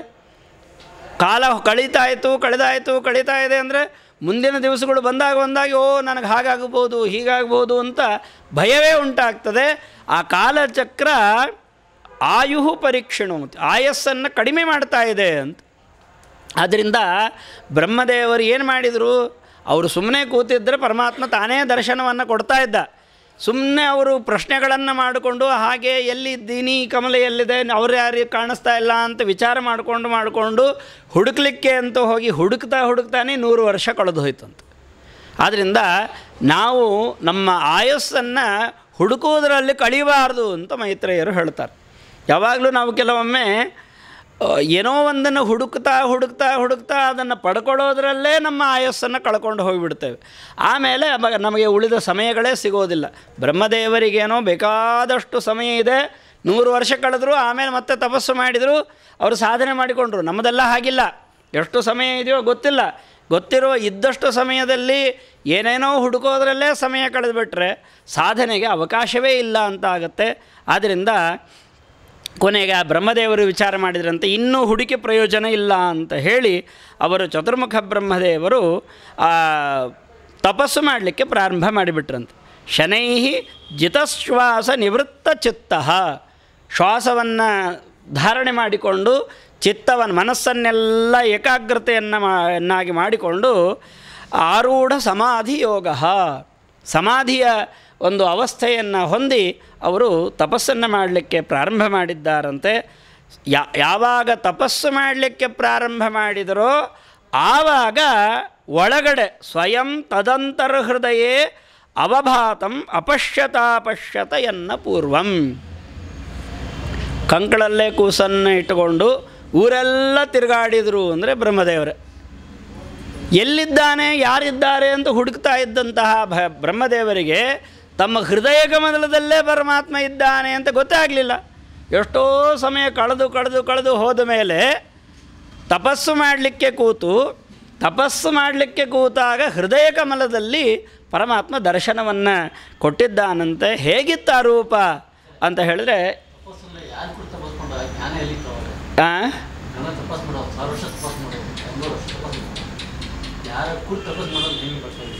ಪರಮಾತ್ಮನನ್ನು ಕುರಿತು ಅವರಿಗೆ ಜ್ಞಾನನಾಶ ಇಲ್ಲವೇ ಇಲ್ಲ. ಅವರು ಸರ್ವಜ್ಞರವರು, ಜ್ಞಾನನಾಶ ಇಲ್ಲ. ಆ ಸಮಯದಲ್ಲಿ ಪರಮಾತ್ಮನ ಮಾಯೆಯಿಂದ ಎಲ್ಲ ನಷ್ಟವಾದವರ ಹಾಗೆ ಇದ್ದುಕೊಂಡರು. ಕಣ್ಣು ಮುಚ್ಚಿ ಒಂದು ಭಗವದ್ರೂಪವನ್ನು ಚಿಂತನೆ ಮಾಡೋದು. ಅವರಿಗೆ ಸಂಪೂರ್ಣ ಜ್ಞಾನನಾಶ ಯಾವ ಕಾಲದಲ್ಲೂ ಇಲ್ಲ. ಯಾರು ನಾವು ಲಕ್ಷ್ಮೀದೇವಿ ಮತ್ತು ವಾಯುದೇವರು, ಬ್ರಹ್ಮದೇವರು, ಸರಸ್ವತಿ, ಭಾರತಿ, ಇವರು ಪರಶುಕ್ಲತ್ರಯರು. ಪರಶುಕ್ಲತ್ರಯರಿಗೆ ಜ್ಞಾನ ನಾಶ ಅಂತಿಲ್ಲ, ಜ್ಞಾನ ತಿರೋಹಿತವಾಗಿರ್ತದೆ. ತಿರೋಹಿತವಾಗೋದು ಅಂದರೆ ಸ್ವಲ್ಪ ಅಸ್ಪಷ್ಟವಾಗಿ ಇರ್ತದೆ. ಅಸ್ಪಷ್ಟವಾದಂತಹ ಜ್ಞಾನದಿಂದ ತಪಸ್ಸು ಮಾಡಿದರು. ಪರಮಾತ್ಮ ಕಂಡ ಮೇಲೆ ಸಂಪೂರ್ಣ ಜ್ಞಾನೋಪದೇಶ ಮಾಡ್ತಾನೆ. ಬಂದಂತಹ ಜ್ಞಾನದಿಂದ ಸೃಷ್ಟಿಯನ್ನು ಅವರು ಮುಂದುವರಿಸ್ತಾರೆ ಅಂತ. ಹೀಗೆ ಅಲ್ಲಿ ಕಂಡಂತಹ ರೂಪ ಹೇಗಿತ್ತು ಅಂದರೆ ಅಪಶ್ಯತ ಎನ್ನ ಪೂರ್ವಂ. ಅವರು ಕಂಡಂತಹ ರೂಪ ಇಲ್ಲಿವರೆಗೂ ನೋಡಿರಲಿಲ್ಲ ಅಂತ. ಚತುರ್ಮುಖ ಬ್ರಹ್ಮದೇವರು ಇಲ್ಲಿವರೆಗೂ ನೋಡದೇ ಇರೋ ರೂಪ ನೋಡಿದರು ಅಂದರೆ ಭಗವಂತನ ನಿತ್ಯ ನೂತನ. ಅವನ್ನ ನಿನ್ನೆ ನೋಡಿದರೂ ಈಗ ನೋಡಿದರೆ ಮತ್ತೆ ಹೊಸದಾಗಿ ಕಾಣ್ತಾನೆ. ಆದ್ದರಿಂದ ಆ ಪರಮಾತ್ಮನ ಅಭೂತಪೂರ್ವವಾದಂತಹ ರೂಪವನ್ನು ನೋಡಿದ್ದಾರೆ. ಅಲ್ಲಿ ಶೇಷನ ಒಂದು ಶರೀರದ ಮೇಲೆ ಒಬ್ಬನೇ ಅವನು ಪರಮಾತ್ಮ ತಾನು ಮಲಗಿದ್ದಾನಂತೆ. ಮಲಗಿಕೊಂಡು ಅವನ ಒಂದು ಪ್ರಭೆಯಿಂದ ಶೇಷದೇವರ ಹೆಡೆಗಳ ಮೇಲಿರುವಂತಹ ಆ ಮಣಿಗಳ ಕಾಂತಿಯಿಂದ ಎಲ್ಲ ಕತ್ತಲೆಯೂ ಕೂಡ ದೂರವಾಗಿ ಹೋಗಿದೆಯಂತೆ. ಆಮೇಲೆ ಅವನ ಇಡೀ ಸರ್ವಾಂಗ ವರ್ಣನೆಯನ್ನು ಮೈತ್ರೇಯರು ಮಾಡ್ತಾ ಇದ್ದಾರೆ. ಹೇಗಿದ್ದಾನೆ ಅವ, ಆ ಬ್ರಹ್ಮ ಕಂಡಂತಹ ಭಗವದ್ ರೂಪ ಹೇಗಿತ್ತು ಅಂತ ವಿಸ್ತಾರವಾಗಿ ವರ್ಣನೆಯನ್ನು ಮಾಡ್ತಾ ಇದ್ದಾರೆ. ಅಷ್ಟೆಲ್ಲ ಆದಮೇಲೆ ಕೊನೆಗೆ ಅವ ಬ್ರಹ್ಮದೇವರು ಹೇಳಿಕೊಳ್ತಾ ಇದ್ದಾನಂತೆ, ತರ್ಹೇವ ತನ್ನಾವಿಸರಸ್ಸರೋಜ ಆತ್ಮಾನಮೆಂಬ ಶ್ವಸನಂ ವಿಯಚ್ಚ. ಅವರು ಹೀಗೆಲ್ಲ ನೋಡಿದ್ದಾರಂತೆ ಪರಮಾತ್ಮನನ್ನು, ಎಲ್ಲ ಅವನ ಒಂದು ಅದ್ಭುತವಾದ ರೂಪವನ್ನು ನೋಡಿದ್ದಾರೆ. ಆದರೆ ಅವರಿಗೆ ಕಂಡದ್ದು ಕೆಲವು ಪದಾರ್ಥಗಳು ಮಾತ್ರ ಕಂಡಿದೆಯಂತೆ. ಏನು? ತಾವು ಹುಟ್ಟಿ ಬಂದಂತಹ ಆ ಪರಮಾತ್ಮನ ನಾಭಿಕಮಲ ಕಂಡಿದೆ, ಭಗವಂತ ಕಂಡಿದ್ದಾನೆ, ತಾನು ಅವರು ತಮ್ಮನ್ನು ತಾವು ಕಂಡಿದ್ದಾರೆ. ಅಷ್ಟೇ ಅಲ್ಲದೆ ನೀರು ಎಲ್ಲ ಕಡೆ ಕಂಡಿದೆ, ಗಾಳಿ ಮತ್ತು ಆಕಾಶ, ಇಷ್ಟನ್ನು ಮಾತ್ರ ಕಂಡಿದ್ದಾರಂತೆ ಬ್ರಹ್ಮದೇವರು. ಬೇರೆ ಏನೂ ಕಾಣಲಿಲ್ಲ. ಮುಂದೆ ಅವರು ಸೃಷ್ಟಿ ಮಾಡಲಿಕ್ಕೆ ಪದಾರ್ಥಗಳು ಬೇಕಾಗಿದೆ. ಮುಂದೆ ಸೃಷ್ಟಿಕರ್ತರು ಬ್ರಹ್ಮದೇವರು, ಅವರು ಸೃಷ್ಟಿ ಮಾಡಬೇಕಾದ್ರೆ ಪದಾರ್ಥಗಳು ಬೇಕು. ಆದ್ದರಿಂದ ಆ ಪರಮಾತ್ಮನನ್ನು ಮುಂದೆ ಪ್ರಾರ್ಥನೆ ಮಾಡಿಕೊಳ್ತಾರಂತೆ. ಆ ಸೃಷ್ಟಿ ಮಾಡುವ ಇಚ್ಛೆಯಿಂದ ಚೆನ್ನಾಗಿ ಬ್ರಹ್ಮದೇವರು ಪರಮಾತ್ಮನನ್ನು ಕುರಿತು ಅಸ್ತೌತ್, ಅವರು ಸೃಷ್ಟಿಯನ್ನು ಮಾಡುವ ಇಚ್ಛೆಯಿಂದ ಭಗವಂತನನ್ನು ಸ್ತೋತ್ರ ಮಾಡ್ತಾ ಇದ್ದಾರಂತೆ. ಬರೀ ಪದಾರ್ಥಗಳು ಸಿಕ್ಕರೆ ಸಾಲೋದಿಲ್ಲ, ಜ್ಞಾನ ಇರಬೇಕು. ಮನೆ ತುಂಬ ಪದಾರ್ಥಗಳಿದೆ, ಅಡುಗೆ ಮಾಡೋದು ಹೇಗೆ ಅಂತ ಗೊತ್ತಿಲ್ಲದೆ ಇದ್ದರೆ ಪದಾರ್ಥಗಳನ್ನು ತೊಗೊಂಡು ಏನು ಮಾಡೋದು? ಆದ್ದರಿಂದ ಪದಾರ್ಥಗಳು ಮಾತ್ರ ಇದ್ದರೆ ಸಾಲದು, ಇದ್ದ ಪದಾರ್ಥಗಳನ್ನಿಟ್ಟುಕೊಂಡು ಸೃಷ್ಟಿ ಮಾಡಲಿಕ್ಕೆ ಬೇಕಾದ ಜ್ಞಾನ ಬೇಕು. ಆ ಜ್ಞಾನವನ್ನು ಉಪದೇಶ ಮಾಡಬೇಕು ಅಂತ ಕೇಳಿಕೊಳ್ಳಲಿಕ್ಕೆ ಬ್ರಹ್ಮದೇವರು ವಿಸ್ತಾರವಾಗಿ ಸ್ತೋತ್ರ ಮಾಡ್ತಾ ಇದ್ದಾರೆ. 10ನೇ ಅಧ್ಯಾಯದಲ್ಲಿ ಮೊಟ್ಟ ಮೊದಲನೆಯದ್ದಾಗಿ ಹೇಳ್ತಾ ಇದ್ದಾರೆ. ಅವರಿಗೆ ಅನುಭವ ಏನು? ಎಲ್ಲೆಲ್ಲೋ ಹುಡುಕಿ ಹೋಗಿ ಕಾಣದೇ ಇರುವಂತಹ ಪರಮಾತ್ಮ ಹೃದಯ ಕಮಲದಲ್ಲೇ ಕಂಡ. ಆ ಒಂದು ಉದ್ಗಾರವನ್ನು ಮೊದಲನೇ ಶ್ಲೋಕದಲ್ಲಿ ಹೇಳ್ತಾ ಇದ್ದಾರೆ. ಜ್ಞಾತೋಸಿ ಮೇದ್ಯ ಶುಚಿರಾತ್ ನನು ದೇಹ ಭಾಜಾಂ ನ ಜ್ಞಾಯತೆ ಭಗವತೋ ಗತಿ ಇತಿ ಅವದ್ಯಂ. ಮೊದಲೇ ಅವರು ಖಂಡನೆ ಮಾಡ್ತಾ ಇದ್ದಾರೆ ಬ್ರಹ್ಮದೇವರು. ಜ್ಞಾತೋಸಿ, ಇಷ್ಟು ವರ್ಷ ನಾನು ಮಾಡಿದಂತಹ ತಪಸ್ಸಿಗೆ ಮೆಚ್ಚಿ ಪರಮಾತ್ಮ ನೀನು ನನಗೆ ಕಂಡಿದ್ದಿ, ನಾನು ನಿನ್ನನ್ನು ತಿಳಿದಿದ್ದೇನೆ. ಆದರೆ ಲೋಕದಲ್ಲಿ ಜನ ಎಲ್ಲ ಏನು ಹೇಳ್ತಾರೆ ಅಂತ ಹೇಳಿದರೆ ನ ಜ್ಞಾಯತೆ ಭಗವತೋ ಗತಿ, ಆ ಪರಮಾತ್ಮನ ಗತಿ, ಅವನ ಒಂದು ಮಾರ್ಗ ಏನು, ಅವನನ್ನು ತಿಳಿಯೋದು ಹೇಗೆ ಅನ್ನೋದು ಅದು ಏನಿದ್ರೂ ಗೊತ್ತೇ ಆಗೋದಿಲ್ಲ ಅಂತ ಲೋಕದ ಜನರೆಲ್ಲ ಹೇಳ್ತಾ ಇದ್ದಾರೆ. ಇದು ಸರಿಯಲ್ಲ. ಯಾಕೆ ಅಂದರೆ ನಾಣ್ಯತ್ವದಸ್ತಿ ಭಗವನ್ನಪಿ ತತ್ವಶುದ್ಧಂ.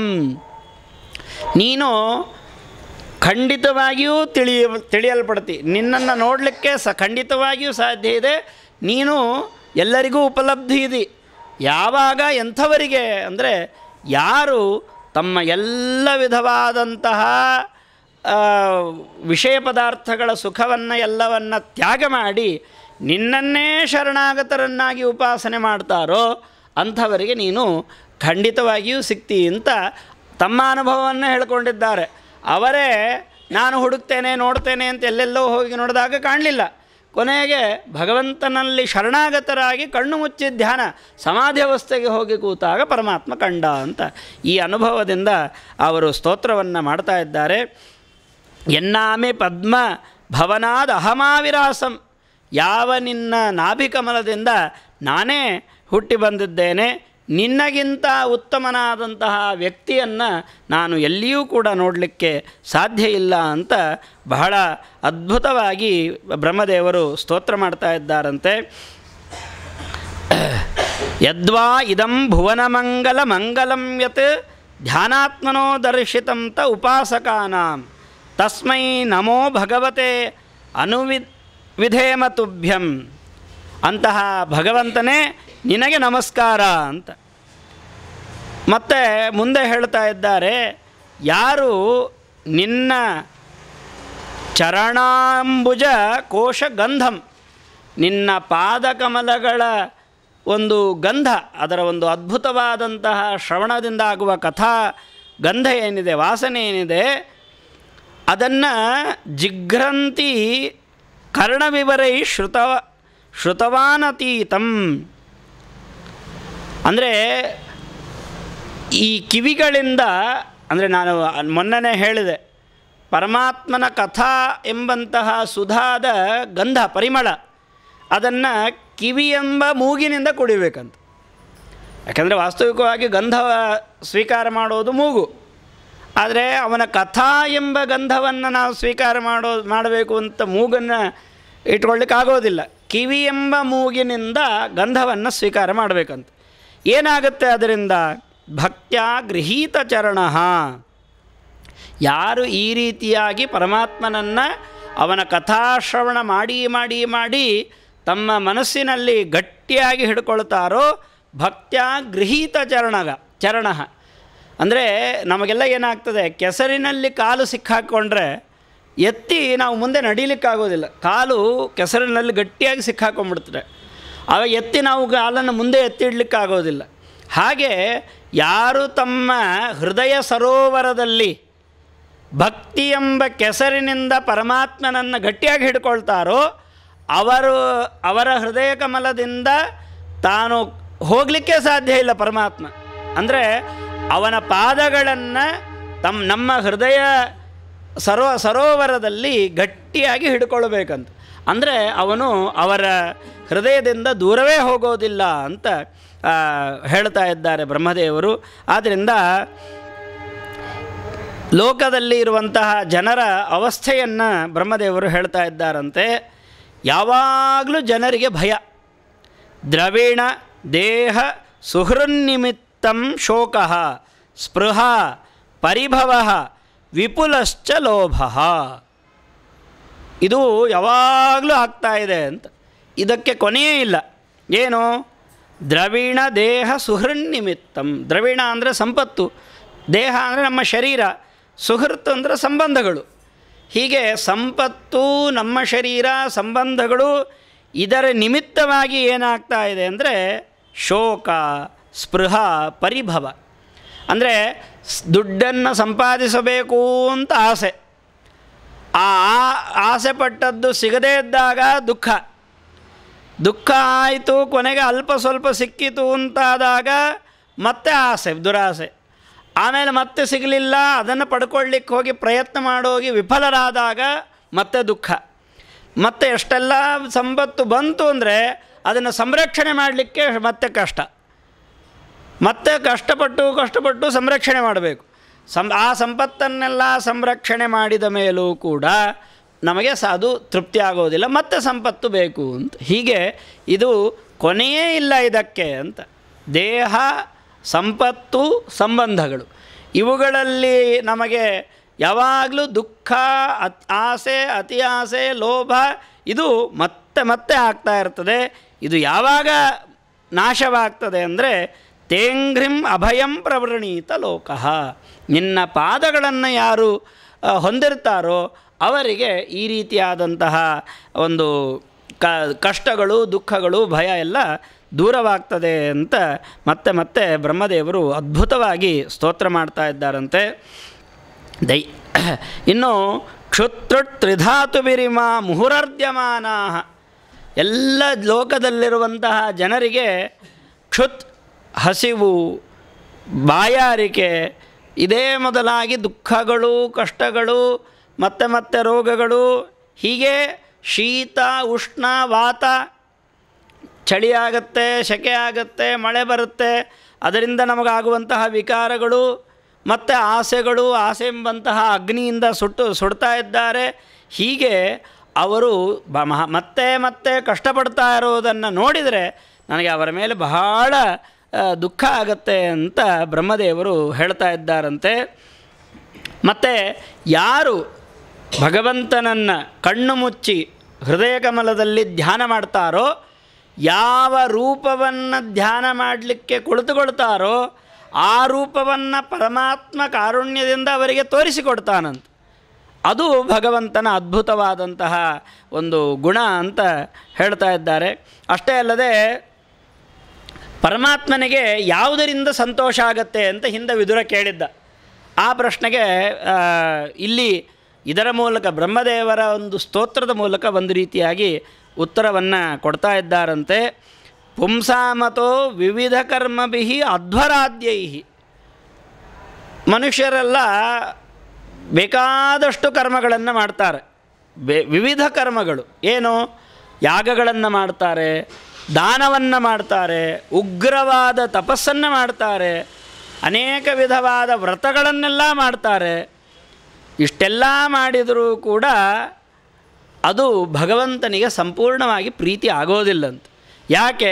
ಧರ್ಮೋರ್ಪಿತ ಕರ್ಹಿಚಿತ್ ಕ್ರಿಯತೇನ ಯತ್ರ.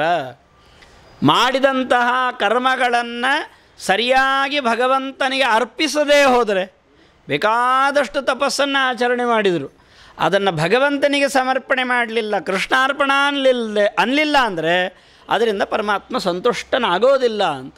ಅಂದರೆ ನೋಡಿರಿ, ನಾವು ದೊಡ್ಡ ದೊಡ್ಡ ಯಾಗಗಳನ್ನು, ಹೋಮಗಳನ್ನು, ಹವನಗಳನ್ನೆಲ್ಲ ಮಾಡ್ತೇವೆ, ಸಾವಿರ ಲಕ್ಷ ದುಡ್ಡನ್ನು ಖರ್ಚು ಮಾಡ್ತೇವೆ.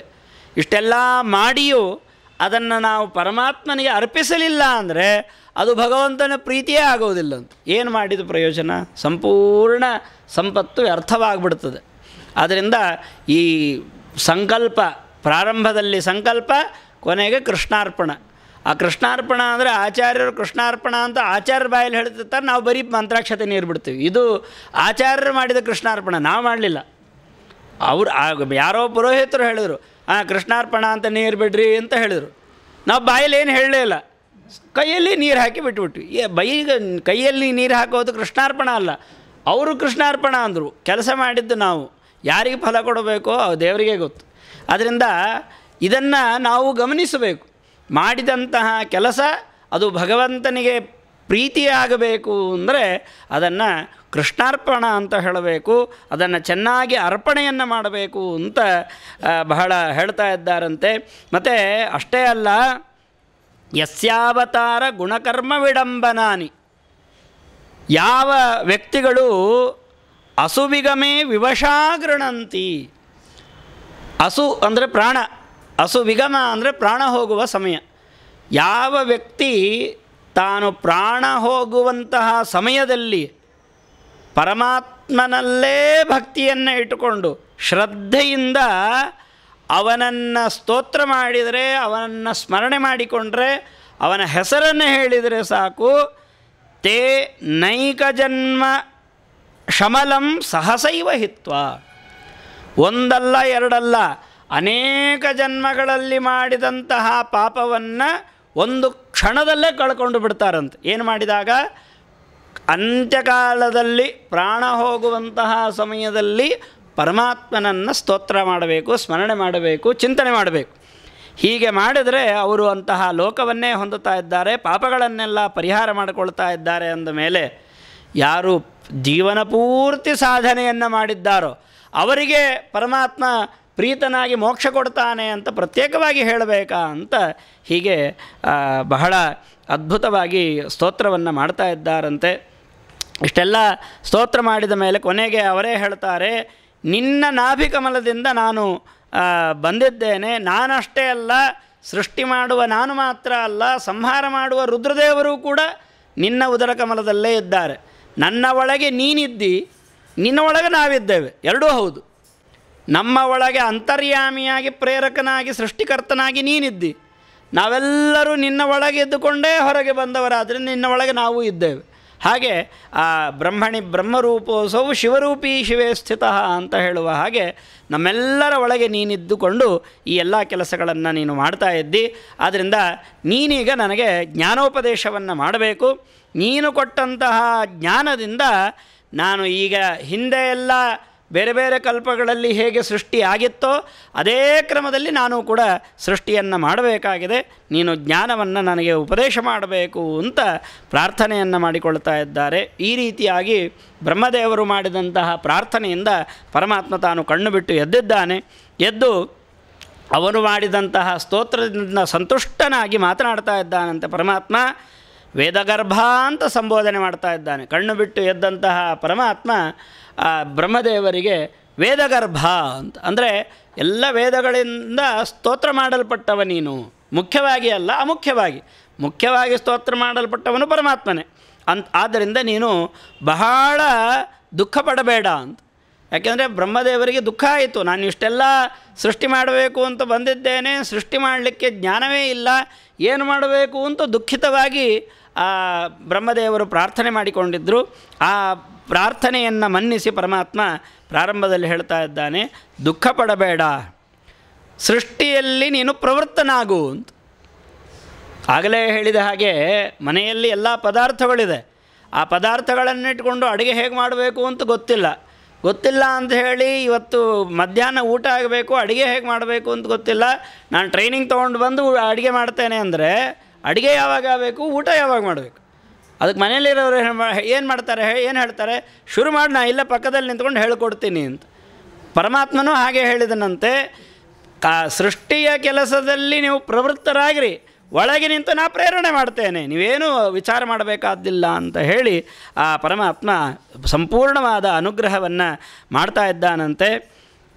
ಈ ರೀತಿಯಾಗಿ ನನ್ನನ್ನು ಪ್ರಾರ್ಥನೆ ಮಾಡಿಕೊಳ್ಳಬೇಕು ಅಂತ ನಿಮಗೆ ಪ್ರೇರಣೆ ಮಾಡಿದ್ದು ನಾನೇ, ಎಲ್ಲ ಪ್ರೇರಕ ನಾನೇ ಆಗಿದ್ದೇನೆ. ಆದ್ದರಿಂದ ನೀವು ಮತ್ತೆ ತಪಸ್ಸನ್ನು ಮಾಡಬೇಕು. ಈಗ ಇಲ್ಲಿವರೆಗೂ ನನ್ನನ್ನು ಪ್ರಸನ್ನಗೊಳಿಸಲಿಕ್ಕೆ ತಪಸ್ಸು ಮಾಡಿದಿರಿ, ಇನ್ನು ಮುಂದೆ ಸೃಷ್ಟಿಯ ಒಂದು ಪ್ರೇರಣೆಯನ್ನು ನಾನು ಕೊಡಲಿಕ್ಕೆ ಬೇಕಾದ ಜ್ಞಾನ ಬೇಕಲ್ಲ, ಅದಕ್ಕೋಸ್ಕರ ತಪಸ್ಸನ್ನು ಮಾಡಿರಿ ಅಂತ ಆ ಪರಮಾತ್ಮ ಅಪ್ಪಣೆಯನ್ನು ಮಾಡಿದ್ದಾನೆ. ಆವಾಗ ಅವರು ಕೂಡ ಚೆನ್ನಾಗಿ ತಪಸ್ಸನ್ನು ಮಾಡಿ ನೀವು ನನ್ನನ್ನು ಕಾಣಲಿಕ್ಕೆ ಸಾಧ್ಯ ಇದೆ, ಜ್ಞಾತೋಹಂ ಭವತಾತ್ವದ್ಯ, ನೀವು ನನ್ನನ್ನು, ಪರಮಾತ್ಮ ಬ್ರಹ್ಮದೇವರಿಗೆ ಹೇಳ್ತಾನೆ, ನೀವು ನನ್ನನ್ನು ಈಗ ತಿಳಿದಿದ್ದೀರಿ. ಹೇಗೆ ತಿಳಿದಿದ್ದೀರಿ ಅಂದರೆ ಬೇರೆ ಯಾವ ದೇಹಿಗಳಿಗೂ ದುರ್ವಿಜ್ಞೇಯ, ಬೇರೆ ಯಾರೂ ನನ್ನನ್ನು ತಿಳ್ಕೊಳ್ಳಿಕ್ಕೆ ಸಾಧ್ಯ ಇಲ್ಲ. ಅಂತಹ ನೀವು ನನ್ನನ್ನು ಇವತ್ತು ತಿಳ್ಕೊಂಡಿದ್ದೀರಿ, ನೀವು ಮುಂದೆ ಸೃಷ್ಟಿಯನ್ನು ಮಾಡಬೇಕಾಗಿದೆ ಅಂತ ಅವರು ಹೇಳ್ತಾ ಪರಮಾತ್ಮ ಅವರಿಗೆ ಹೇಳ್ತಾ ಮುಂದೆ ಹೇಳ್ತಾ ಇದ್ದಾನಂತೆ. ನೀವು ಇಷ್ಟರವರೆಗೂ ನನ್ನ ಸ್ತೋತ್ರವನ್ನು ಮಾಡಿದ್ದೀರಿ, ಯಚ್ಚಕರ್ಥ ಮಮ ಸ್ತೋತ್ರಂ ಮತ್ಕಥಾ ಅಭ್ಯುದಯಾಂಕಿತಂ. ಇದು ನನ್ನ ಕಥೆಯನ್ನು ಎತ್ತಿ ಹಿಡಿಯುವ, ನನ್ನನ್ನು ಸ್ತೋತ್ರ ಮಾಡುವಂತಹ ಒಂದು ಅದ್ಭುತವಾದಂತಹ ಒಂದು ಮಾತನ್ನು ನೀವು ಆಡಿದ್ದೀರಿ. ಆದ್ದರಿಂದ ನೀವು ಮಾಡಿದಂತಹ ಈ ತಪಸ್ಸಿಗೆ ನನ್ನ ಸಂಪೂರ್ಣ ಅನುಗ್ರಹ ಇದೆ. ಆದ್ದರಿಂದ ಪ್ರೀತೋಹಮಸ್ತು ಭದ್ರಂತೆ, ನೀವು ಮಾಡಿದಂತಹ ಸ್ತೋತ್ರದಿಂದ ನಾನು ಪ್ರೀತನಾಗಿದ್ದೇನೆ, ನಿಮಗೆ ಒಳ್ಳೆಯದಾಗಲಿ ಮಂಗಳವಾಗಲಿ ಅಂತ ಪರಮಾತ್ಮ ಆಶೀರ್ವಾದವನ್ನು ಮಾಡಿ, ನನ್ನನ್ನು ನೀವು ಇಷ್ಟು ಅದ್ಭುತವಾಗಿ ಗುಣವುಳ್ಳವನನ್ನಾಗಿ ಸ್ತೋತ್ರ ಮಾಡಿದ್ದೀರಿ. ಆದ್ದರಿಂದ ಯಾವ ವ್ಯಕ್ತಿ ಏತೇನ ಪುಮಾನ್ನಿತ್ಯಂ ಸ್ತುವನ್ ಸ್ತೋತ್ರೇಣ ಮಾಂ ಭಜನ್, ಬ್ರಹ್ಮದೇವರು ಅಂದರೆ ನೀವು ನನ್ನನ್ನು ಕುರಿತು ಮಾಡಿದ ಈ ಸ್ತೋತ್ರವನ್ನು ಯಾವ ವ್ಯಕ್ತಿ ನಿತ್ಯದಲ್ಲಿ ಸ್ತೋತ್ರ ಮಾಡ್ತಾನೋ ಅವನು ಮಾಡಿದಂತಹ ಸ್ತೋತ್ರಕ್ಕೆ ನಾನು ಮೆಚ್ಚಿ ಅವನಿಗೆ ಅಭೀಷ್ಟವನ್ನು ಕೊಡ್ತೇನೆ. ನೀವು ಮಾಡಿದಂತಹ ಸ್ತೋತ್ರ ಯಾವ ವ್ಯಕ್ತಿ ಮಾಡ್ತಾನೋ ಅವನಿಗೇ ನಾನು ವರ ಕೊಡ್ತೇನೆ, ಅಂದರೆ ನಿಮಗೆ ಕೊಡದೇ ಇರ್ತೀನ ಅಂತ ಕೇಳ್ತಾನೆ ಪರಮಾತ್ಮ. ಆದ್ದರಿಂದ ನಿಮಗೆ ಅವಶ್ಯವಾಗಿ ಜ್ಞಾನವನ್ನು ನಾನು ಕೊಡ್ತೇನೆ.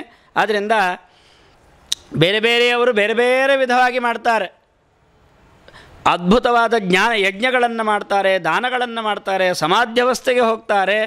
ಏನೆಲ್ಲ ಮಾಡಿದರೂ ಕೂಡ ನನ್ನ ಜ್ಞಾನವನ್ನು ಸರಿಯಾಗಿ ಸಂಪಾದನೆ ಮಾಡದೆ ಹೋದರೆ ಅವರಿಗೆ ಯಾವ ವಿಧವಾದಂತಹ ಗತಿಯೂ ಕೂಡ ಆಗೋದಿಲ್ಲ. ಆದ್ದರಿಂದ ನೀನು ಬ್ರಹ್ಮದೇವರು, ನೀವು ನನಗೆ ಅತ್ಯಂತ ಪ್ರಿಯರಾದಂತಹ ವ್ಯಕ್ತಿಗಳಾಗಿದ್ದೀರಿ. ಎಲ್ಲ ಜನರೂ ಕೂಡ, ಎಲ್ಲ ಮನುಷ್ಯರೂ ಕೂಡ ಇದನ್ನು ಅರ್ಥ ಮಾಡಿಕೊಳ್ಳಬೇಕು ಅಂತ ಕೃಷ್ಣ ಹೇಳ್ತಾನೆ, ಪರಮಾತ್ಮ ಹೇಳ್ತಾನೆ ಬ್ರಹ್ಮದೇವರನ್ನು ಕುರಿತು, ಅಹಮಾತ್ಮ ಆತ್ಮನಾಂ ಧಾತಃ ಪ್ರೇಷ್ಟಸ್ಸನ್ ಪ್ರೇಯಸಾಮಪಿ ಅಂತ. ಇದು ನಮಗೆ ಬರೋದಿಲ್ಲ. ಎಲ್ಲರೂ ನನ್ನನ್ನು ಹೇಗೆ ಚಿಂತನೆ ಮಾಡಬೇಕು ಅಂದರೆ, ಅವರಿಗೆ ತುಂಬ ಇಷ್ಟವಾದ ವಸ್ತು, ವ್ಯಕ್ತಿ ಏನೇನಿದೆ ಅದೆಲ್ಲದಕ್ಕಿಂತ ಇಷ್ಟವಾದಂತಹ ಅವನು ನಾನಾಗಬೇಕಂತ. ಯಾಕೆ? ನಮಗೆ ತುಂಬ ಇಷ್ಟವಾದಂತಹ ಆಹಾರ ಪದಾರ್ಥಗಳಿದೆ, ಇಷ್ಟವಾದ ವಸ್ತುಗಳಿದೆ, ಇಷ್ಟವಾದ ವ್ಯಕ್ತಿಗಳಿಗೆ ಇದ್ದಾರೆ, ಅವರೆಲ್ಲರಿಗಿಂತ ಪರಮಾತ್ಮ ಪ್ರಿಯನಾಗಬೇಕು ಅಂತ ಯಾಕೆ ಹೇಳ್ತಾ ಇದ್ದಾನೆ ಅಂದರೆ, ಎಲ್ಲ ದ್ರವ್ಯಂ ಕರ್ಮಚ ಕಾಲಶ್ಚ ಸ್ವಭಾವೋ ಜೀವ ಏವಚ ಯದನುಗ್ರಹತಸ್ಸಂತಿ ನ ಸಂತಿ ಯದುಪೇಕ್ಷೆಯ. ನಮಗೆ ಇಷ್ಟವಾದ ಎಲ್ಲ ಪದಾರ್ಥಗಳು ಭಗವಂತನ ಅನುಗ್ರಹದಿಂದಲೇ ಇವೆ. ನಮ್ಮ ಶರೀರ, ನಾವು ಉಣ್ಣುವಂತಹ ಆಹಾರಗಳು, ನಾವು ಹಾಕಿಕೊಳ್ಳುವ ಬಟ್ಟೆ ಎಲ್ಲ ಪರಮಾತ್ಮನ ಅನುಗ್ರಹದಿಂದಲೇ ಇದೆ. ಆದ್ದರಿಂದ ಎಲ್ಲ ವ್ಯಕ್ತಿಗಳು ತಮಗೆ ಇಷ್ಟವಾದಂತಹದ್ದೆಲ್ಲವನ್ನು ಪಡ್ಕೊಳ್ಬೇಕು ಅಂದರೆ ಮೊದಲು ಅವರು ನನ್ನನ್ನು ಇಷ್ಟಪಡಬೇಕು ಅಂತ ಹೇಳ್ತಾನೆ. ಅಥೋ ಮಯಿ ರತಿಂ ಕುರ್ಯಾತ್ ದೇಹಾದಿರ್ ಯತ್ಕೃತೆ ಪ್ರಿಯ. ಯಾವಾಗಲೂ ನಾವು ಸಾಧನೆ ಮಾಡುವಾಗ ಯಾವ ಯೋಚನೆ ಇರಬೇಕು ಅಂದರೆ, ನಮಗೆ ಪರಮಾತ್ಮ ಬಹಳ ಇಷ್ಟ, ಪರಮಾತ್ಮ ಬಹಳ ಇಷ್ಟ, ಅವನ ಸನ್ನಿಧಾನ ಇದೆ, ಆದ್ದರಿಂದ ಈ ಶರೀರ, ವ್ಯಕ್ತಿ, ವಸ್ತು ಎಲ್ಲ ಇಷ್ಟ ಅನ್ನಬೇಕು. ನಾವು ಹಾಗೆ ಹೇಳೋದಿಲ್ಲ, ಉಲ್ಟಾ. ನಮಗೆ ಇವೆಲ್ಲ ಪದಾರ್ಥಗಳು ಇಷ್ಟ, ಅದರೊಳಗಿದ್ದಾನಲ್ಲ ದೇವರು, ಅವನು ಇಷ್ಟ ಅಂತ. ಅಪ್ರಧಾನವಾಗಿ ನಾವು ಪರಮಾತ್ಮನನ್ನೇ ಇಷ್ಟ ಅಂತ ಹೇಳ್ತೇವೆ. ಭಗವಂತ ಹಾಗೆ ಹೇಳೋದಿಲ್ಲ. ದೇಹಾದಿರ್ ಯತ್ಕೃತೆ ಪ್ರಿಯ, ನನಗೋಸ್ಕರ ಎಲ್ಲ ದೇಹ ವಸ್ತು ಆ ಸಂಪತ್ತು ಎಲ್ಲ ಪದಾರ್ಥಗಳು ಪ್ರಿಯವಾಗಿದೆ, ನನಗೋಸ್ಕರ ಅವೆಲ್ಲ ಪ್ರಿಯವಾಗಿದೆ. ಆದ್ದರಿಂದ ಅವರು ನನ್ನನ್ನು ಇಷ್ಟಪಡಬೇಕು, ನನ್ನನ್ನು ಸ್ತೋತ್ರ ಮಾಡಬೇಕು. ಆದ್ದರಿಂದ ನೀನು ಏನು ವಿಚಾರವನ್ನು ಮಾಡಬೇಡ, ನಿನಗೆ ಅವಶ್ಯವಾಗಿ ತಪಸ್ಸನ್ನು ಮಾಡು, ನಿನ್ನ ಒಳಗಡೆ ನಿಂತುಕೊಂಡು ನಾನು ಸೃಷ್ಟಿಗೆ ಪ್ರೇರಣೆಯನ್ನು ಮಾಡ್ತೇನೆ ಅಂತ ಪರಮಾತ್ಮ ಉಪದೇಶವನ್ನು ಕೊಟ್ಟು ಅವನು ಅಲ್ಲಿಂದ ಅದೃಶ್ಯನಾಗಿದ್ದಾನೆ. ಇಷ್ಟೆಲ್ಲ ಹೇಳಿದ ಮೇಲೆ ವಿದುರ ಮತ್ತೆ ಪ್ರಶ್ನೆಯನ್ನು ಮಾಡ್ತಾ ಇದ್ದಾನಂತೆ. ನೀವು ಹೇಳಿ ಬ್ರಹ್ಮದೇವರ ಸೃಷ್ಟಿ, ಅವರು ಸೃಷ್ಟಿಗೋಸ್ಕರ ಜ್ಞಾನವನ್ನು ಪಡ್ಕೊಂಡಿದ್ದನ್ನೆಲ್ಲ ಹೇಳಿದ್ರಿ, ಬ್ರಹ್ಮದೇವರು ಸೃಷ್ಟಿ ಮಾಡ್ತಾರೆ. ಆ ಬ್ರಹ್ಮದೇವರು ಪ್ರಜೆಗಳನ್ನು ಮನುಗಳನ್ನೆಲ್ಲ ಸೃಷ್ಟಿ ಮಾಡ್ತಾರೆ ಅಂತ ನೀವೆಲ್ಲ ಹೇಳಿದ್ದೀರಿ. ಆ ದೇಹದ ಸೃಷ್ಟಿಗಳು ಹೇಗೆ, ಮನಸ್ಸುಗಳ ಸೃಷ್ಟಿ ಹೇಗೆ, ಈ ಎಲ್ಲ ಸೃಷ್ಟಿಗಳನ್ನು ನೀವು ನನಗೆ ಹೇಳಬೇಕು. ಹಿಂದೆ ನಾನು ಏನೇನು ಕೇಳ್ಕೊಂಡಿದ್ನಲ್ಲ, ಹಿಂದೆ ದೊಡ್ಡ ಲಿಸ್ಟನ್ನೇ ಕೇಳಿದ್ದ ವಿದುರ. ಆದ್ದರಿಂದ ಅವೆಲ್ಲವನ್ನು ಕ್ರಮವಾಗಿ ಹೇಳ್ತಾ ನನ್ನ ಸಂಶಯಗಳನ್ನು ಪರಿಹಾರ ಮಾಡಬೇಕು ಅಂತ ಕೇಳಿಕೊಂಡಾಗ ಮೈತ್ರೇಯರು ಆಯಿತು ಅಂತ ವಿಸ್ತಾರವಾಗಿ ಹೇಳಲಿಕ್ಕೆ ಪ್ರಾರಂಭ ಮಾಡಿದ್ದಾರಂತೆ. ಯಾವಾಗ ಪರಮಾತ್ಮನ ಅಪ್ಪಣೆ ಆಯಿತು, ಆ ಚತುರ್ಮುಖ ಬ್ರಹ್ಮದೇವರು ದಿವ್ಯಂ ವರ್ಷಶತಂ ತಪಃ 100 ವರ್ಷಗಳ ಕಾಲ ತಪಸ್ಸನ್ನು ಮಾಡಿದ್ದಾರಂತೆ. ಆವಾಗ ಆ ಎಲ್ಲ ತಪಸ್ಸಿನ ಸಮಯ ಮುಗಿತಾ ಇದ್ದ ಹಾಗೆ ಅವರು ಇದ್ದಂತಹ ಕಮಲ, ಸುತ್ತಲೂ ಇದ್ದಂತಹ ನೀರು, ಅಲ್ಲೇ ವಾಯುವಿನ ಪರಮಾತ್ಮನಿಂದ ಪ್ರೇರಿತವಾದ ವಾಯುವಿನಿಂದ ನೀರು ಕಮಲ ಎಲ್ಲ ಅಲಗಾಡ್ತಾ ಇದೆಯಂತೆ. ಆವಾಗ ಈ ಮೊದಲೆಲ್ಲ ಅಲಗಾಡಿದರೆ ಭಯಗೊಂಡಿದ್ದರು, ಭಯಗೊಂಡವರ ಹಾಗೆ ನಟನೆ ಮಾಡಿದರು ಚತುರ್ಮುಖ ಬ್ರಹ್ಮದೇವರು. ಈಗ ಹಾಗಿಲ್ಲ, ಭಗವಂತ ಉಪದೇಶ ಮಾಡಿದ್ದಾನೆ. ಇಷ್ಟು 100 ವರ್ಷಗಳ ಕಾಲ ತಪಸ್ಸನ್ನು ಮಾಡಿದ್ದಾರೆ. ಅದ್ಭುತವಾದ ತಪಸ್ಸು, ಪರಮಾತ್ಮ ಕೊಟ್ಟಂತಹ ಅಜ್ಞಾನ, ಇವೆಲ್ಲದರಿಂದ ಭಾರೀ ಬಲ ಬಂತಂತೆ ಚತುರ್ಮುಖ ಬ್ರಹ್ಮದೇವರಿಗೆ. ಕೂಡಲೇ ಆ ಎಲ್ಲ ಯಾವ ಗಾಳಿಯಿಂದ ಈ ಎಲ್ಲ ನೀರು ಕಮಲ ಎಲ್ಲ ಅಲಗಾಡಿತ್ತಲ್ಲ, ಆ ಸಂಪೂರ್ಣ ಗಾಳಿಯನ್ನು ಕುಡಿದು ಬಿಟ್ರಂತೆ. ಅಷ್ಟೇ ಅಲ್ಲ, ಅಲ್ಲಿರುವ ನೀರನ್ನು ಎಲ್ಲವನ್ನು ತಾವು ಅದನ್ನು ಕುಡಿದು ಬಿಟ್ಟಿದ್ದಾರೆ. ಆಮೇಲೆ ಹಿಂದೆ ಹೇಗೆಲ್ಲ ಹಿಂದಿನ ಕಲ್ಪಗಳಲ್ಲಿ ಹೇಗೆಲ್ಲ ಸೃಷ್ಟಿಯಾಗಿತ್ತೋ ಆ ಕ್ರಮದಲ್ಲೇ ಎಲ್ಲವನ್ನೂ ಕೂಡ ಸೃಷ್ಟಿ ಮಾಡಲಿಕ್ಕೆ ಪ್ರಾರಂಭ ಮಾಡಿದ್ದಾರೆ. ಆ ಪದ್ಮ ಕಮಲ ಇತ್ತಲ್ಲ, ಅದರ ಒಳಗಡೆ ಪ್ರವೇಶವನ್ನು ಮಾಡಿ 3 ವಿಧವಾಗಿ, 9 ವಿಧವಾಗಿ, ಆಮೇಲೆ 14 ವಿಧವಾಗಿ, ಹೀಗೆ ಅನೇಕ ವಿಧವಾಗಿ ಸೃಷ್ಟಿಯನ್ನು ಮಾಡ್ತಾ ಇದ್ದಾರೆ. ಮತ್ತೆ ವಿದುರ ಪ್ರಶ್ನೆಯನ್ನು ಮಾಡ್ತಾ ಇದ್ದಾನೆ. ನೀವು ಹೇಳಿದ್ರಿ ಕಾಲನಾಮಕನಾಗಿ ಪರಮಾತ್ಮ ಇದ್ದಾನೆ, ಎಲ್ಲವನ್ನ ಅವನು ಮಾಡಿಸ್ತಾನೆ ಅಂತ ನೀವು ಹೇಳಿದ್ರಿ, ಅದರ ಬಗ್ಗೆ ನನಗೆ ತಿಳಿಸಿಕೊಡಬೇಕು ಅಂತ ಕೇಳಿದಾಗ ಮೈತ್ರೇಯರು ಹೇಳ್ತಾ ಇದ್ದಾರೆ, ಪ್ರಸಿದ್ಧವಾಗಿ 3 ರೂಪಗಳು, ಬ್ರಹ್ಮ, ವಿಷ್ಣು, ಈಶ್ವರ. ಇದು ಬ್ರಹ್ಮನಿಂದ ಸೃಷ್ಟವಾಗಿದೆ ಈ ಪ್ರಪಂಚ. ಅದೇ ರೀತಿಯಾಗಿ ವಿಷ್ಣುವಿನಿಂದ ಸ್ಥಾಪಿತವಾಗಿದೆ, ಸ್ಥಿತಿಯನ್ನು ಪಡೆದುಕೊಂಡಿದೆ. ಮುಂದೆ ಈಶ್ವರನಿಂದ, ಅಂದರೆ ಅದೆಲ್ಲ ಅಂತರ್ಯಾಮಿ ಭಗವದ್ ರೂಪದಿಂದ ನಾಶವನ್ನು ಕೂಡ ಹೊಂದತ್ತೆ ಅಂತ ವಿಭಾಗಗಳನ್ನು ಮೈತ್ರೇಯರು ವಿಸ್ತಾರವಾಗಿ ಹೇಳ್ತಾ ಇದ್ದಾರೆ. ಈಗ ಹೇಗೆ ಬ್ರಹ್ಮದೇವರು ಸೃಷ್ಟಿ ಮಾಡಿದರೋ ಮುಂದೆಯೂ ಹಾಗೇ ಸೃಷ್ಟಿ ಆಗುತ್ತೆ, ಹಿಂದೆಯೂ ಹಾಗೇ ಆಗಿತ್ತು. ಸೃಷ್ಟಿಯಲ್ಲಿ ಯಾವ ಸಣ್ಣ ವ್ಯತ್ಯಾಸವೂ ಕೂಡ ಇಲ್ಲ. ಆ ಸೃಷ್ಟಿ ಅನ್ನುವಂತಹದ್ದು 9 ವಿಧವಾದ ಸೃಷ್ಟಿ ಇದೆ ಅಂತ. ಆ 9ರಲ್ಲಿ ಸ್ವಲ್ಪ 2 ಪ್ರಭೇದ, ಪ್ರಾಕೃತ, ವೈಕೃತ ಅಂತ ಇದೆ. ಅದರಲ್ಲಿ ಪ್ರಾಕೃತ 6 ವಿಧ, ವೈಕೃತ 3 ವಿಧ, ಒಟ್ಟು 9 ವಿಧ ಅಂತ. ಕೊನೆಗೆ ಇನ್ನೊಂದನ್ನು ಸೇರಿಸಿ 10 ವಿಧ ಸೃಷ್ಟಿಯನ್ನು ಈ ಅಧ್ಯಾಯದಲ್ಲಿ ನಿರೂಪಣೆಯನ್ನು ಮಾಡ್ತಾರೆ. ಹಾಗೆ ನಾಶವೂ 3 ವಿಧವಾಗಿ ಇದೆ, ಕಾಲ, ದ್ರವ್ಯ, ಗುಣ. ಕಾಲದಿಂದ ನಾಶ, ದ್ರವ್ಯಗಳಿಂದ ನಾಶ, ಅದರಲ್ಲಿರುವ ಗುಣಗಳಿಂದ ನಾಶ, ಹೀಗೆ ನಾಶ 3 ವಿಧ ಇದೆ ಅಂತ ಹೇಳಿ ಆ 9 ವಿಧವಾದಂತಹ ಸೃಷ್ಟಿಯನ್ನು ನಿರೂಪಣೆ ಮಾಡ್ತಾ ಇದ್ದಾರೆ. ಮೊದಲನೆಯದ್ದು ಬ್ರಹ್ಮದೇವರು ಅವರ ಶರೀರ ಮಹತ್ತತ್ವದ ಸೃಷ್ಟಿ ಆಯಿತಲ್ಲ, ಅದು ಮೊದಲನೆಯ ಸೃಷ್ಟಿ ಅಂತ ಕರೆಸ್ಕೊಂಡಿದೆ. ಎರಡನೆಯದ್ದು ಅಹಂಕಾರದ ಸೃಷ್ಟಿ, ಅಲ್ಲಿ ದ್ರವ್ಯದ ಸೃಷ್ಟಿ ಆಗ್ತದೆ, ಮತ್ತು ಜ್ಞಾನ ಅಲ್ಲಿ ಉಂಟಾಗಿ ಬರ್ತದೆ, ಮತ್ತು ಕ್ರಿಯೆ, ಆ ದ್ರವ್ಯ, ಅದರಿಂದ ದೇವತೆಗಳ ಜ್ಞಾನ ಮತ್ತು ಅವರ ಕ್ರಿಯೆ, ಇವೆಲ್ಲ ಎರಡನೆಯ ಸೃಷ್ಟಿ. ಮೂರನೆಯದ್ದಾಗಿ ಭೂತಗಳ, ಪಂಚಮಹಾಭೂತಗಳು, ತನ್ಮಾತ್ರೆಗಳ ಸೃಷ್ಟಿ ಆಗ್ತಾ ಇದೆ. ನಾಲ್ಕನೆಯದ್ದಾಗಿ ಇಂದ್ರಿಯಗಳು, ಕರ್ಮೇಂದ್ರಿಯ, ಜ್ಞಾನೇಂದ್ರಿಯಗಳ ಸೃಷ್ಟಿ, ಅದು 4ನೆಯ ಸೃಷ್ಟಿ. ಮುಂದೆ ದೇವತೆಗಳ ಸೃಷ್ಟಿ ಅದು ಐದನೆಯದ್ದು ಅಂತ ಕರೆಸಿಕೊಂಡಿದೆ. ಅಲ್ಲಿ ಮನಸ್ಸಿನ ಸೃಷ್ಟಿಯೂ ಕೂಡ ಆಗಿದೆ ಅಂತ. ಆರನೆಯದ್ದಾಗಿ ಯಾವುದು ಅಂದರೆ ತಮಸಸ್ಸರ್ಗ ಅಬುದ್ಧಿಕೃತ. ಆರನೆಯದ್ದಾಗಿ ಸೃಷ್ಟಿಯಾದದ್ದು ಯಾವುದು ಅಂತ ಹೇಳಿದರೆ ಆ ತಮೋಗುಣದಿಂದ ಆದಂತಹ ಸೃಷ್ಟಿ, ಅದು ವೈಕೃತ ಸೃಷ್ಟಿ ಅಂತ ಕರೆಸಿಕೊಂಡಿದೆ ಅಂತ ಹೇಳ್ತಾ ಇದ್ದಾರೆ. ಆ ವೈಕೃತ ಸೃಷ್ಟಿ ಆರನೆಯ ಸೃಷ್ಟಿ. ಏಳನೆಯ ಸೃಷ್ಟಿ ಅದು ಮುಖ್ಯ ಸರ್ಗ, ಮುಖ್ಯ ಸೃಷ್ಟಿ ಅದು ಅಂತ ಕರೆಸಿಕೊಂಡಿದೆ. ಅದರಲ್ಲಿ ಮತ್ತೆ 6 ವಿಧ ಅಂತ, 6 ವಿಧವಾದಂತಹ ಸ್ಥಾವರಗಳ ಸೃಷ್ಟಿ. ಸ್ಥಾವರ ಅಂದರೆ ಇದ್ದಲ್ಲೇ ಇರೋದು. ಆ 6 ವಿಧವಾದ ಸ್ಥಾವರಗಳ ಸೃಷ್ಟಿ ಅದು ಒಂದು ರೀತಿಯಾದ ಮುಖ್ಯ ಸೃಷ್ಟಿ ಅಂತ ಕರೆಸಿಕೊಂಡಿದೆ. ವನಸ್ಪತಿ, ಔಷಧಿ, ಲತೆಗಳು, ತ್ವಕ್ಸಾರ, ವೀರುಧ, ದ್ರುಮ. ವನಸ್ಪತಿಗಳು ಅಂತ ಹೇಳಿದರೆ ಏನೂ ಹಣ್ಣು ಏನು ಬಿಡದೆ ನೇರವಾಗಿ ಹೂ ಬಿಡುವಂತಹದ್ದು. ಔಷಧಿಗಳು ಅಂತ ಹೇಳಿದರೆ ಅದು ಔಷಧಿ ಸಸ್ಯಗಳು ಅಂತ ಕರೀತಾರೆ.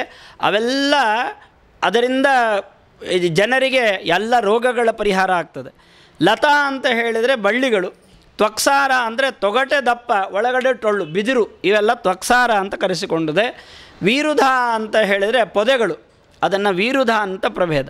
ದ್ರುಮ ಅಂದರೆ ಹೂವನ್ನು ಬಿಟ್ಟು ಹಣ್ಣು ಬಿಡುವುದನ್ನು ದ್ರುಮ ಅಂತ ಕರೆದಿದ್ದಾರೆ. ಹೀಗೆ ಅನೇಕ ವಿಧವಾದಂತಹ ಸ್ಥಾವರಗಳ ಸೃಷ್ಟಿ. ಮತ್ತು ಅದಾದ ಮೇಲೆ ತಮಸ್ಸಿನ ಅಂಶವೇ ಹೆಚ್ಚಿರುವಂತಹ ಉತ್ಸ್ರೋತ ಅಂತ ಅದನ್ನು ಕರೀತಾರೆ. ಆ ಉತ್ಸ್ರೋತಗಳ ಸೃಷ್ಟಿ ಇವುಗಳಾಗಿದೆ.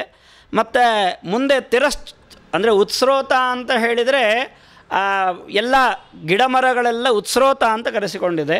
ತಿರಸ್ರೋತ ಅಂತ, ಆ ತಿರಸ್ರೋತ ಅಂದರೆ ಪ್ರಾಣಿಗಳ ಸೃಷ್ಟಿ. ಅದು ಎಷ್ಟು ವಿಧ ಅಂತ ಹೇಳಿದರೆ ಅದು 28 ವಿಧ ಅಂತ ಹೇಳ್ತಾ ಇದ್ದಾರೆ. 9ರಲ್ಲಿ 8ನೆಯದ್ದು 6 ಆಗಿತ್ತು, 7ನೆಯದ್ದು ಸ್ಥಾವರಗಳ ಸೃಷ್ಟಿಯಾಗಿತ್ತು, 8ನೆಯದ್ದು ಪ್ರಾಣಿಗಳ ಸೃಷ್ಟಿ.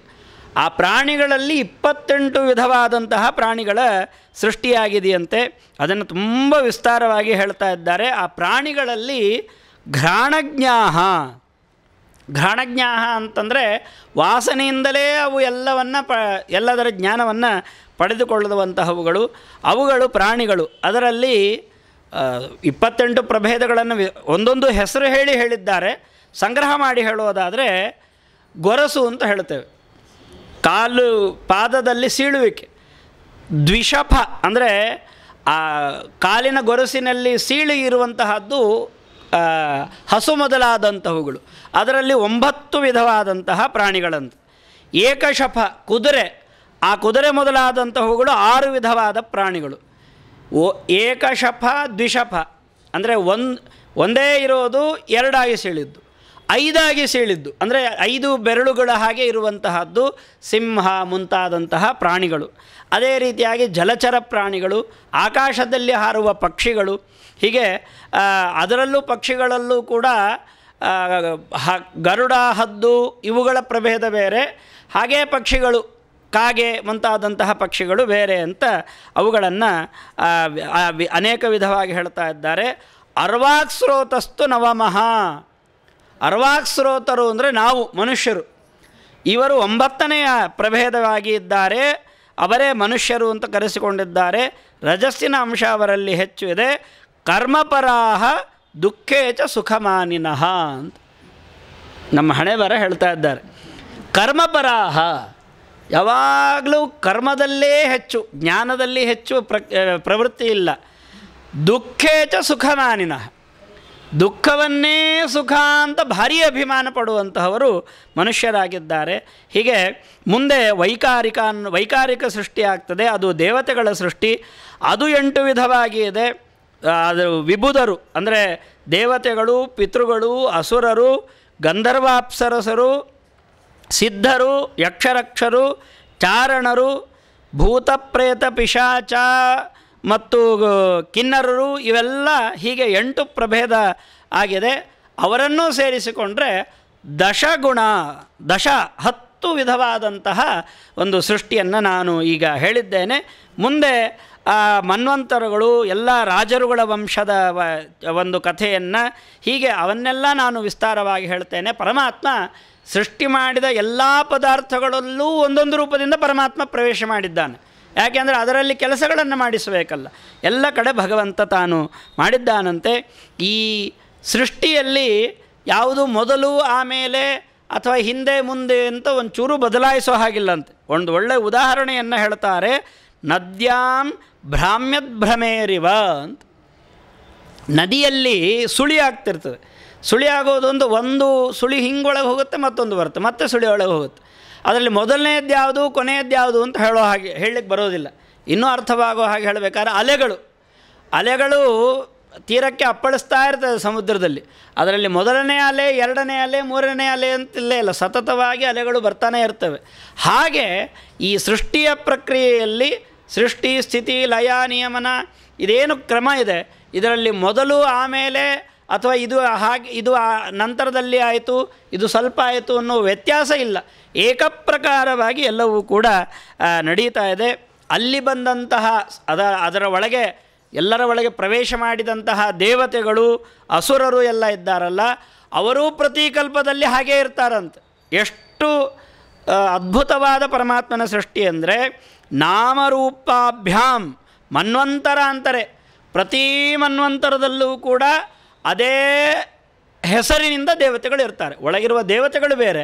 ಈಗ ಇಂದ್ರ ಅಂದರೆ ಮುಂದೆನೂ ಇಂದ್ರನೇ, ಅದರ ಮುಂದೆನೂ ಇಂದ್ರನೇ, ರುದ್ರ ಅಂತ ಯಾವ ಯಾವ ದೇವತೆಗಳಿದ್ದಾರೆ ಅದೇ ಹೆಸರು, ಅದೇ ರೂಪ, ಅವುಗಳಿಂದ ಎಲ್ಲ ದೇವತೆಗಳು ಕೂಡ ಇರ್ತಾರೆ ಅನ್ನುವಲ್ಲಿಗೆ ಒಟ್ಟು 11 ಸರ್ಗಗಳು ಮುಗಿದಿವೆ.